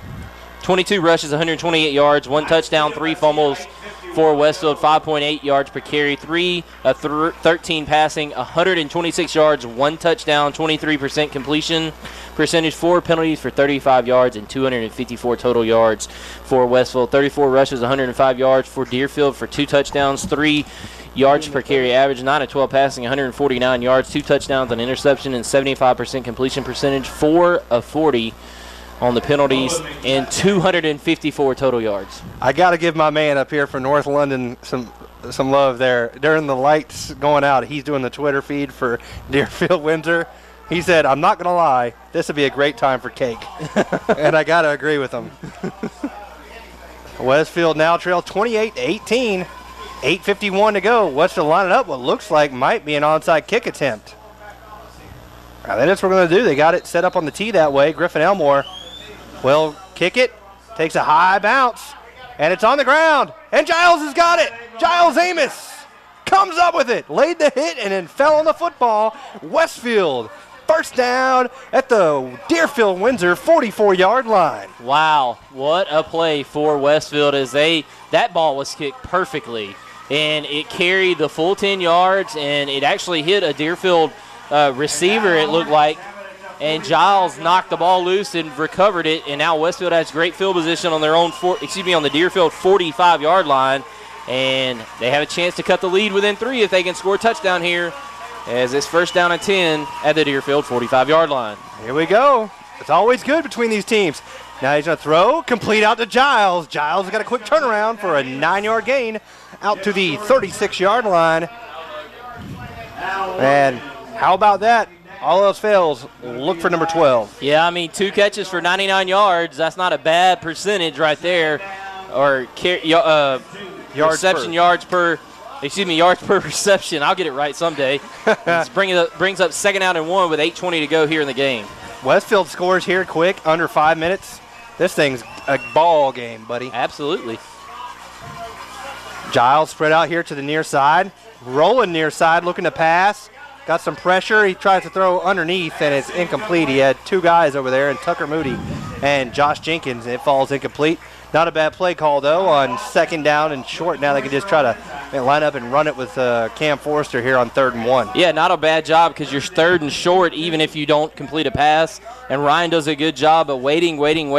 And finally when he has no more time left to wait, he throws the ball short of a receiver for a nice incompletion to just stop the clock and get back in position to try to pick up a 3rd down. So 3rd and 1 at the Deerfield 36, 8:03 remaining in this 4th quarter. Robert Meyer gets the handoff. Not much there, but enough for the first as he gets across the 35 out to the 34. First down, Westfield. This one's getting tight, folks. It's been, in the stats, it's been even. Actually, Westfield actually has the advantage in the stats, believe it or not, but 3 fumbles and inopportune 3rd down. But what we talked about at the beginning of the game was the keys to the game, and I'll flash them up on the screen again. Secure the ball was the second thing we talked about, and those three turnovers are the difference in the game right now. But special teams play has allowed them back in. Absolutely. As well as a big play on the outside to Giles Amos. Exactly. And they're going to do a little option, and he fakes the pitch, and they miss Ryan. And Ryan's going to dive out to the 26-yard line. That was a busted play as the pitch man did not stay with Ryan Fitzpatrick, but it worked out, and they get 8 yards on the carry from Ryan Fitzpatrick down. Yeah, I mean, just I think the pitch man committed to go upfield too quick, and he wasn't there, and Ryan does an excellent job of not putting it out there and pitching it, and instead he keeps it, and the over pursuit from the Deerfield Windsor Knight defense allows Ryan to get upfield and cut back across the field here to the near side and pick up 8 yards and brings up a second down and short with 6:52 left to go here in the game. So it's second down and 2, and they'll throw an out route complete to Giles at the 20-yard line. 1st and 10 for Westfield, and they're starting to find the big man, number 12, and I know that makes a certain gentleman over there on the far sideline very happy. Yeah, one of our sponsors, Bill and Laura Amos, that's their son, and he's a big player for Westfield, and he does a good job there on that play. But I tell you what, the offensive line is also doing an excellent job of blocking up front for Westfield. Deerfield's in position to make plays, and Westfield's just making it over them right now, and it's just a good battle, and we'll see if Westfield can finish off this drive. And Ryan fakes a handoff, looking to pass. Got some pressure, and he throws, and it's almost intercepted, and a flag is thrown. Good penalty call that time. Is going up to make the catch was Gavin Edmondson, and Calhoun kind of came right through his back. And that's going to be a pass interference penalty on Deerfield Windsor. Yeah, that's close. You got to give the guy a chance to try to make a play and not go through him before the ball gets there. But it was kind of bang. So I guess they give the tie to the offensive player there, and that's a tough one to swallow for Deerfield and a good penalty for Westfield. And right now Westfield has the ball 1st and goal from around the 10-yard line, and they got a chance to try to get this within 3 points if they can score a touchdown here inside the red zone. Well, they're 10 points down, so either way they're going to try to get some kind of score. Handoff goes to Cam Forrester. Forrester down to about the 5-yard line, 5 yards on that carry. And it's going to be second down and goal as they had the ball right at the 10. I mean, you got to score. So Westfield now is second and goal We're right around 6 minutes to go here in this one. 28-18 your score. Deerfield Windsor leading Westfield. Ryan under center, puts Tucker in motion, fakes the handoff, going to keep it himself, and he's going to pitch to Tucker late. Tucker is hit hard and spun down right at about the 4-yard line, maybe half a yard. Tucker is tough as nails, back on his feet. Not a tougher kid in the world than Tucker Moody. And he does a good job just to pick up a yard on the play. And with 5:30 left to go here in the fourth, Westfield has the ball. Third and goal from the 4-yard line with a chance to cut it to 3 as Ryan comes in their center. Ryan dropping back, looking to pass, throws a Giles touchdown. Wow. What a pass and what a catch between three defenders, and Giles scores the touchdown, and Westfield now trails 28-24 with 5:11 to go here in this fourth quarter. We'll bring on Griffin Elmore to attempt the extra point, and this is a ball game, folks. Absolutely. Great job right there by Giles of hanging on to the football after the big big hit from the Deerfield Windsor Knight defenders. So Griffin Elmore on for the extra point. Ryan's on for the hold. Kick is up, and it is good. So it's a 3-point ball game, everybody. 28-25. It hasn't been this close since about 6 minutes left in the first quarter. Right, this one is just what we thought it would be in the end. It didn't take the route we thought it would take to get there. Absolutely not. But 28-25. But you can't complain with the fight that Westfield has shown. Nonetheless, even if they come up short here tonight, they have fought to get back in the game. They got the onside kick. Special teams has played a huge role in this. And then Giles Amos, his emergence here in the fourth quarter has been huge for the Hornets. And now they're within 3 with 5:11 to go in the game. Well, we kind of joked about those lights going out. Well, if you remember right, the last time the lights went out in a Super Bowl, what happened? I believe the Ravens were struggling, and then all of a sudden, boom, they turned it on and beat the 49ers. And we finally found Coleman as he's sitting right here next to Kenny. So maybe he was the culprit the whole time. He turned out the lights trying to get Westfield going.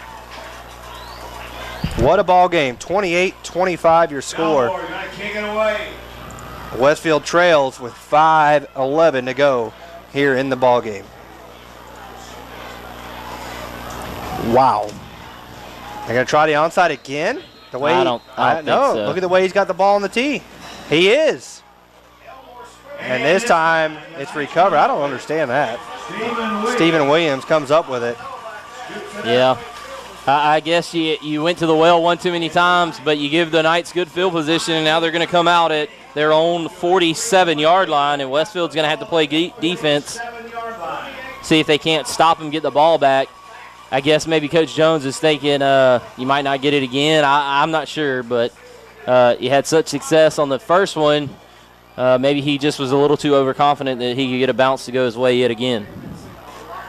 Yeah, that was kind of questionable. I don't know. But 28-25 your score. Low hands it off. Big hole, and he gets across the 50 down to the 48-yard line. That's a 5-yard gain from Stephen Williams. And it's 2nd down and 5. Looked like that was going to be bigger than what it was. They closed it up quick, but good job by Westfield's defense to only keep it there at a 5-yard gain. As big Cam Washington checks into the game, supplying some beef up front for the Westfield Hornets on the defensive line.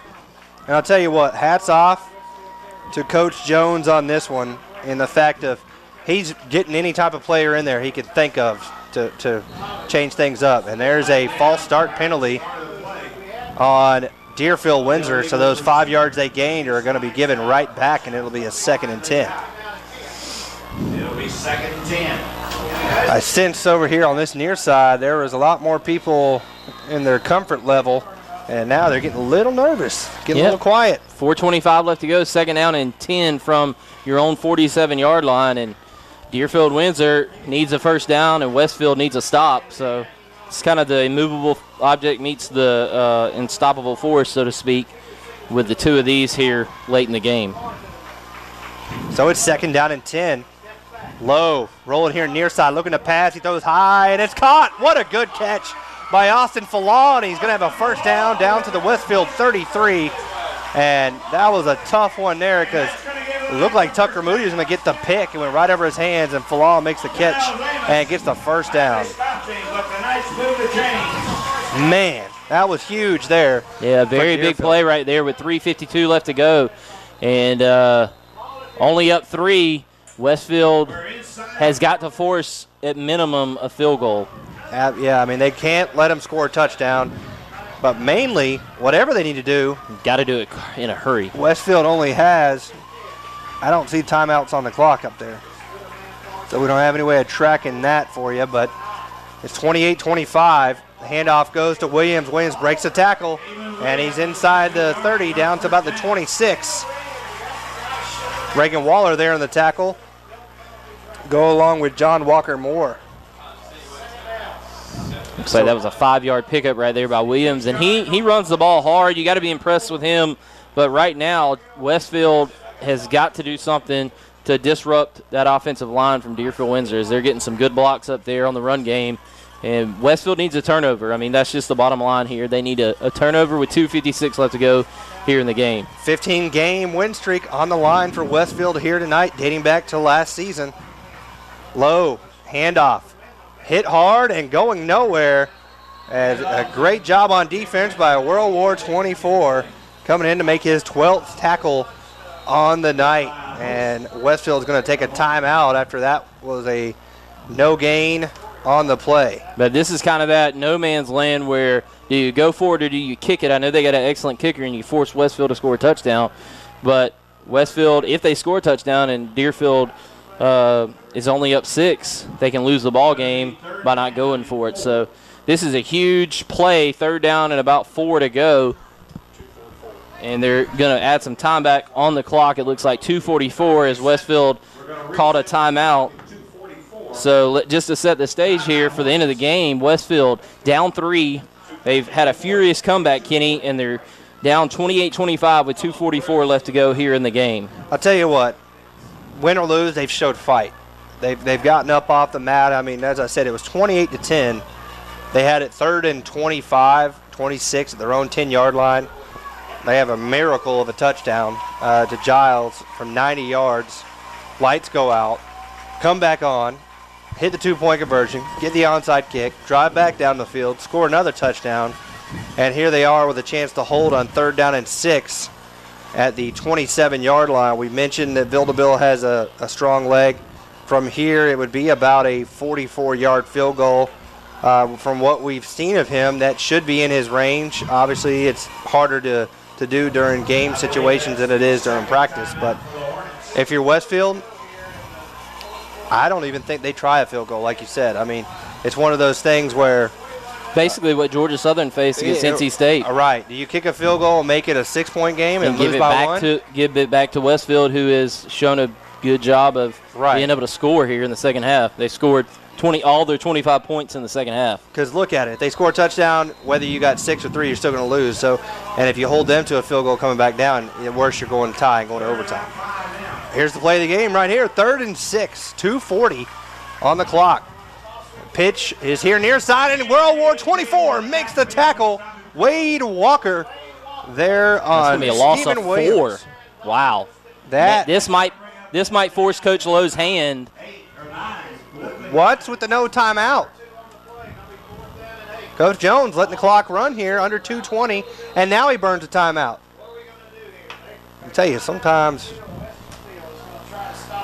you got to be quicker with the call, man. You just let about 8, 9, 10 seconds run off the clock before you take a timeout. We're going to stay here. It's going to be 4th down and 9, and I agree. I don't know why. I don't know if he – the only thing I can think of, Kenny, is maybe he was thinking Coach Lowe, with his decision to make, might call a timeout, and it would save his timeout. Maybe. That's the only thing I can think of. Well, now they've got themselves here. It's a 4th down and 8, and it's all the way back at the 36-yard line. Is that right? 31. Excuse me, 31-yard line. So that it would be a 48-yard field goal attempt, possibly 49. Yeah, you got to think they're going to go for it here. You got a possibility of getting it blocked. It's been close the whole game. You've also got the fact that you're only going to go up 6, and Westfield would have about 2 minutes to go to try to score a touchdown and win the game. I'll tell you what, look for John Samuel Schenker. When they've needed a big play tonight on a 4th down or a 3rd down situation, number 25 has been the guy they've looked at. Watch for that quick pop pass. And they could do a pooch kick. Possibly. They could, but they got quarterback Tyler Lowe out there. I would think something misdirection. Look for 25. 25, here the left tight end. Watch him. Watch him. And they're going to roll to the far side. They're going to pass. They're looking deep down the middle, and they got a man wide open. He makes the catch. Touchdown, Deerfield. And wow. Westfield has their hearts broken again on 4th down and 8. Wow. That was anticlimactic, I'll tell you that. I mean, there was nobody covering them. Yeah, that was I don't know what to say. I don't understand how you let him get wide open. It was just a rollout to the right, and 2 guys go down the field, and one's wide open, and nobody's there to make the play. I don't know if they just got confused and outthought themselves, but yet again, the Achilles heel tonight for Westfield has been the ability to get off the field on 3rd and 4th down and long, and they've allowed Deerfield to continuously make plays on those downs, and that will kill you every time. Yeah, that's just hard to even describe. I mean, I don't know how you let a guy run right down the middle of the field wide open on 4th down and 8, and just easy. That was easy. So it's 35-25. Westfield's in a very deep hole here, down by 10 with 2:12 remaining. And they're going to need to score a quick touchdown, onside kick, and come back with either an extra point or another touchdown. Extra point. Field goal, you mean? Yeah, whatever. Oh, man, that is disappointing right there, Brett. I mean, wide open. But it's been the story of the game, to be honest with you. No ability on defense to get off the field on 3rd and 4th down and long. You've had Westfield, you've had Deerfield in very long situations throughout the game on 3rd and 4th down, and you cannot get off the field. I don't know if it's just a lack of concentration, pressing too much, or what it is, but that's just been the story of the game, and you compile that with turnovers, and Westfield is, kind of in the predicament that they are. Even with a good comeback and a chance to win, if they get that stop, they've been really outplayed on those downs in this game.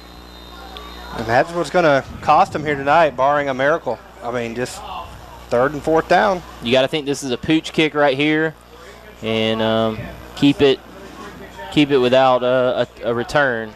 And it is, and it's taken by Corey Holiday. The big man can rumble and stumble there across the 30. He goes down about the 35. He absolutely ran over somebody at the 35. Aaron McNutt was the recipient of that one. So Westfield trails here 35-25 with 2:03 remaining in this ball game. Westfield had their chance. They had it, 4th down and 8, and they gave up a 31-yard touchdown pass.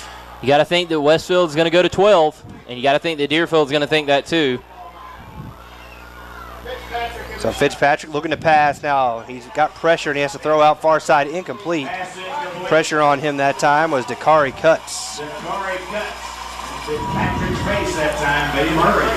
Westfield's going to have to hope for about a 67-yarder here, 65-yarder.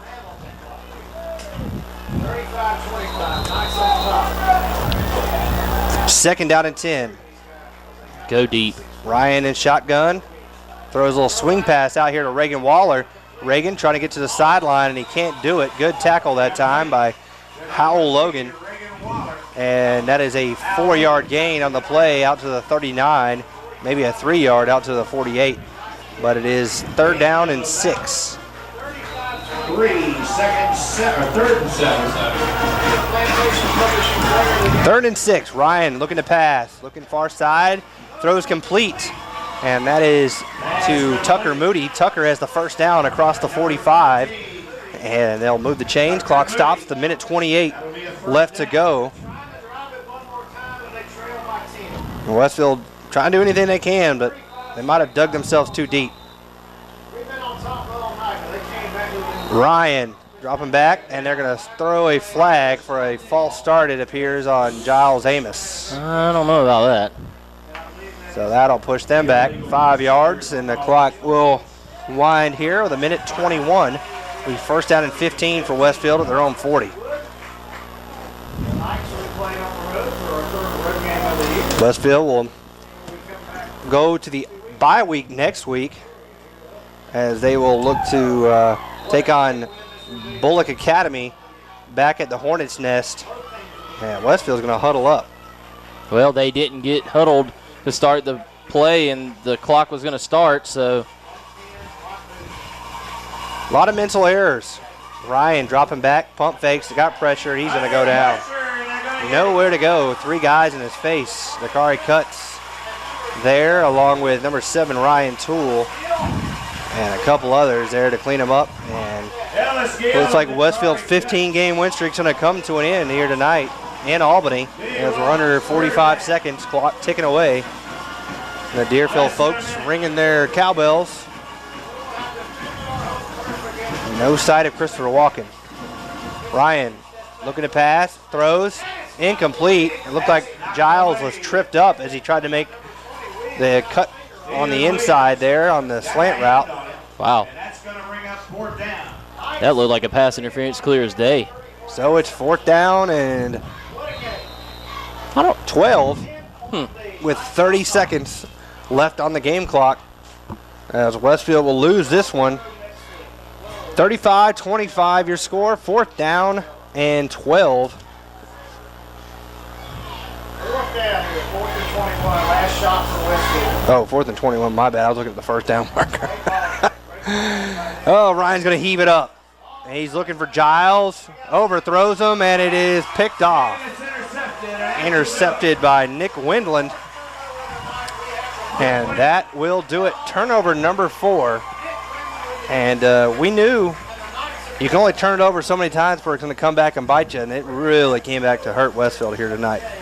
Yeah, but I tell you what, the turnovers hurt, no doubt, but Westfield on defense just couldn't get off the ball. Couldn't get off the field on 3rd and 4th down, and then they could not do anything offensively in the first half.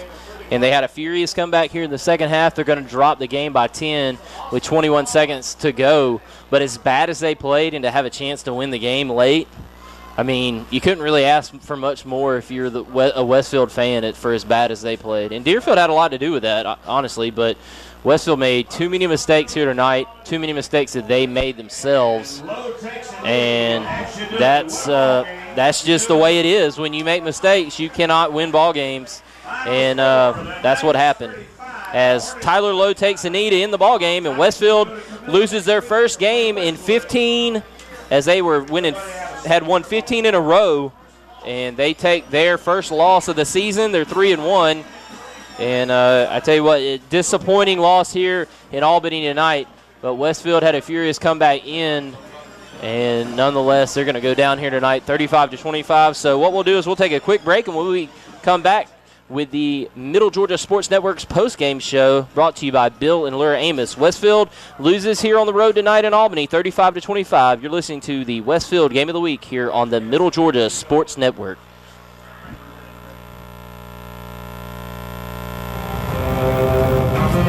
After a tough 4-game stretch to start the season, Westfield heads into the off week with a chance to rest up before their run of region games begin. Before they hit the region schedule, Westfield will face off with the Bullock Academy Gators, who will have revenge on their minds after the beating the Hornets handed them last season down in Statesboro. Enjoy the rest, Hornets, because the Gators will be in town in 2 weeks on September 26th, starting at 7:10, only on the Middle Georgia Sports Network. The Middle Georgia Sports Network would like to thank the following sponsors for making this season's broadcast possible: Com South, Sonic America's Drive-In, C.W. Williams Homes, David Reagan Ford, Spillers Orthodontics, Walker Insurance Agency, Brannon Outfitters, Hamby Automotive, Trey Moody Law Office, Planners First, and Bill and Laura Amos, proud parents and supporters of Westfield Athletics. With all of your game stats, impact players, and analysis of the game, welcome into the MidGASports.net postgame show, presented by Bill and Laura Amos, proud parents and supporters of Westfield Athletics. For your hospitality. And welcome back here as Westfield loses here tonight, 35-25. That ends the 15-game win streak for the Westfield Hornets. You're listening here on the Bill and Laura Amos postgame show as Westfield fall 35-25.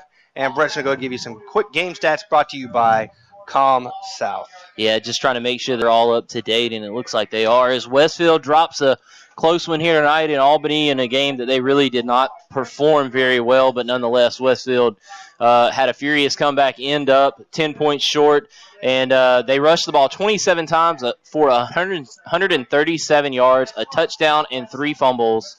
That's a 5 yards per carry average, 7 passes for 21 out of 21 attempts, 149 yards for Ryan, 2 touchdowns and an interception for 33% completion percentage, 5 penalties for 40 yards, 286 total yards for the Hornets. Deerfield rushed the ball 39 times for 109 yards, 2 touchdowns, 2.8 yards per carry average, 11 passes completed, 14 attempted, 199 yards passing, 3 touchdowns and an interception, 79% completion percentage, 6 penalties and out of 55 yards and 308 yards. So the yardage differential was not that great. And Westfield, I tell you what, they did not play a very crisp game here tonight, but they really have no one else to blame but themselves, Kenny. And it was a tough game to lose. But I think that maybe they'll learn from this game and move forward and have a good chance to get back on their winning ways with Bullock Academy coming in 2 weeks. Yeah, it was a tough one to swallow, but you get down that big and you turn the ball over that many times, you can't win a game like that, and Westfield falls here tonight 35-25. So why don't we go ahead and transition into some of our players of the game, and for offense, the offensive player of the game brought to you by Sonic Drive-In, that has got to go to Giles Amos. Giles had a couple of receptions. They really started to find him there in the fourth quarter. Had the big 90-yard touchdown from Ryan Fitzpatrick and played one whale of a ball game, especially there in the second half as they started kind of finding him a little bit more. Yeah, just to give you, sorry to interrupt, Kenny, but he had 4 receptions for 110 yards and a touchdown. Excuse me, I'm sorry, he had 2 touchdowns. Yeah, 2 touchdowns. And so he did an incredible job there in the fourth quarter and really brought his team back. And that's what a leader like him can do. And what a great play that he made on the 90-yard reception. Yeah, Giles with the offensive player of the game brought to you by Sonic Drive-In. Defensive player of the game brought to you by C.W. Williams Homes. And that is Wade Walker. World War 24 had 13 tackles to go along with a sack here tonight. Unfortunately, coming up on the short end of the deal. And the special teams player of the game brought to you by David Reagan Ford. Hate to continue to go to the man, but he's doing it. Got to go to Griffin Elmore. Elmore knocked through a field goal. He made 3 extra points, and he also did the onside kick that came on to Westfield. So hats off to him for being our David Reagan Ford special teams player of the game. And our big hit of the game brought to you by Moody Law Firm. Laying the law was Giles Amos in the third quarter, laying a big hit there on Deerfield. And that is our hit of the game brought to you by Moody Law Firm. And play of the game brought to you by Walker Insurance. Well, had to be the school record. I believe the school record, a 90-yard touchdown pass from Ryan Fitzpatrick to Giles Amos. And then the lights went out. Yeah, I mean, what a great play right there. The only saving grace you can say, you never want to take moral victories away from wins, but for Westfield, it doesn't affect their region standing. Still have a good opportunity to win the region, go in as a 1 seed, and host multiple playoff games. And you got to think that you're going to see this Deerfield-Windsor team down the road. Both of these programs are outstanding. And they were both semifinalists last season for the state championship, in which Westfield won. And so you got to think that both of these teams are going to make deep runs into the playoffs. And Westfield still has all their goals in front of them. Both of these teams do. And Deerfield-Windsor played an excellent game here tonight. And Westfield needs to go back, watch the tape, learn from it, and see if they can't get back to their winning ways. Like you said, Kenny, Westfield loses here tonight, and you got to think that it's going to be tough for Coach Ronnie Hodges, I believe, and the Bullock Academy Gators. Jones. No. I'm talking about the Bullock Academy Gators. Oh, I'm sorry. Yeah, right. Ronnie Hodges coming into town into Perry in a couple of weeks, as the Hornets are coming off a loss. And a good program like this is never easy to face a team like the Hornets when they're coming off a loss. So, yeah, I mean, last time that happened, they rattled off 15 wins. Yep. So but Westfield falls tonight, 35-25 is your final. Deerfield Windsor defeats the number 1 ranked Westfield Hornets, and Westfield falls to 3-1 of the season. Deerfield improves to 3-1. We'll be off next week, so be sure to tune in 2 weeks from the Hornets' Nest. 7:10 will be the Brandon Outfitters.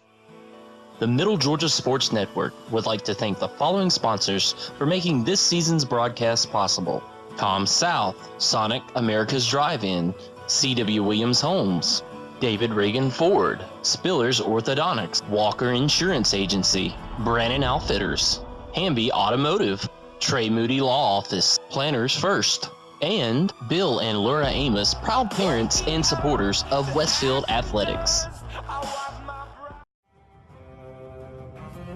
After a tough 4-game stretch to start the season, Westfield heads into the off week with a chance to rest up before their run of region games begin. Before they hit the region schedule, Westfield will face off with the Bullock Academy Gators, who will have revenge on their minds after the beating the Hornets handed them last season down in Statesboro. Enjoy the rest, Hornets, because the Gators will be in town in 2 weeks on September 26th, starting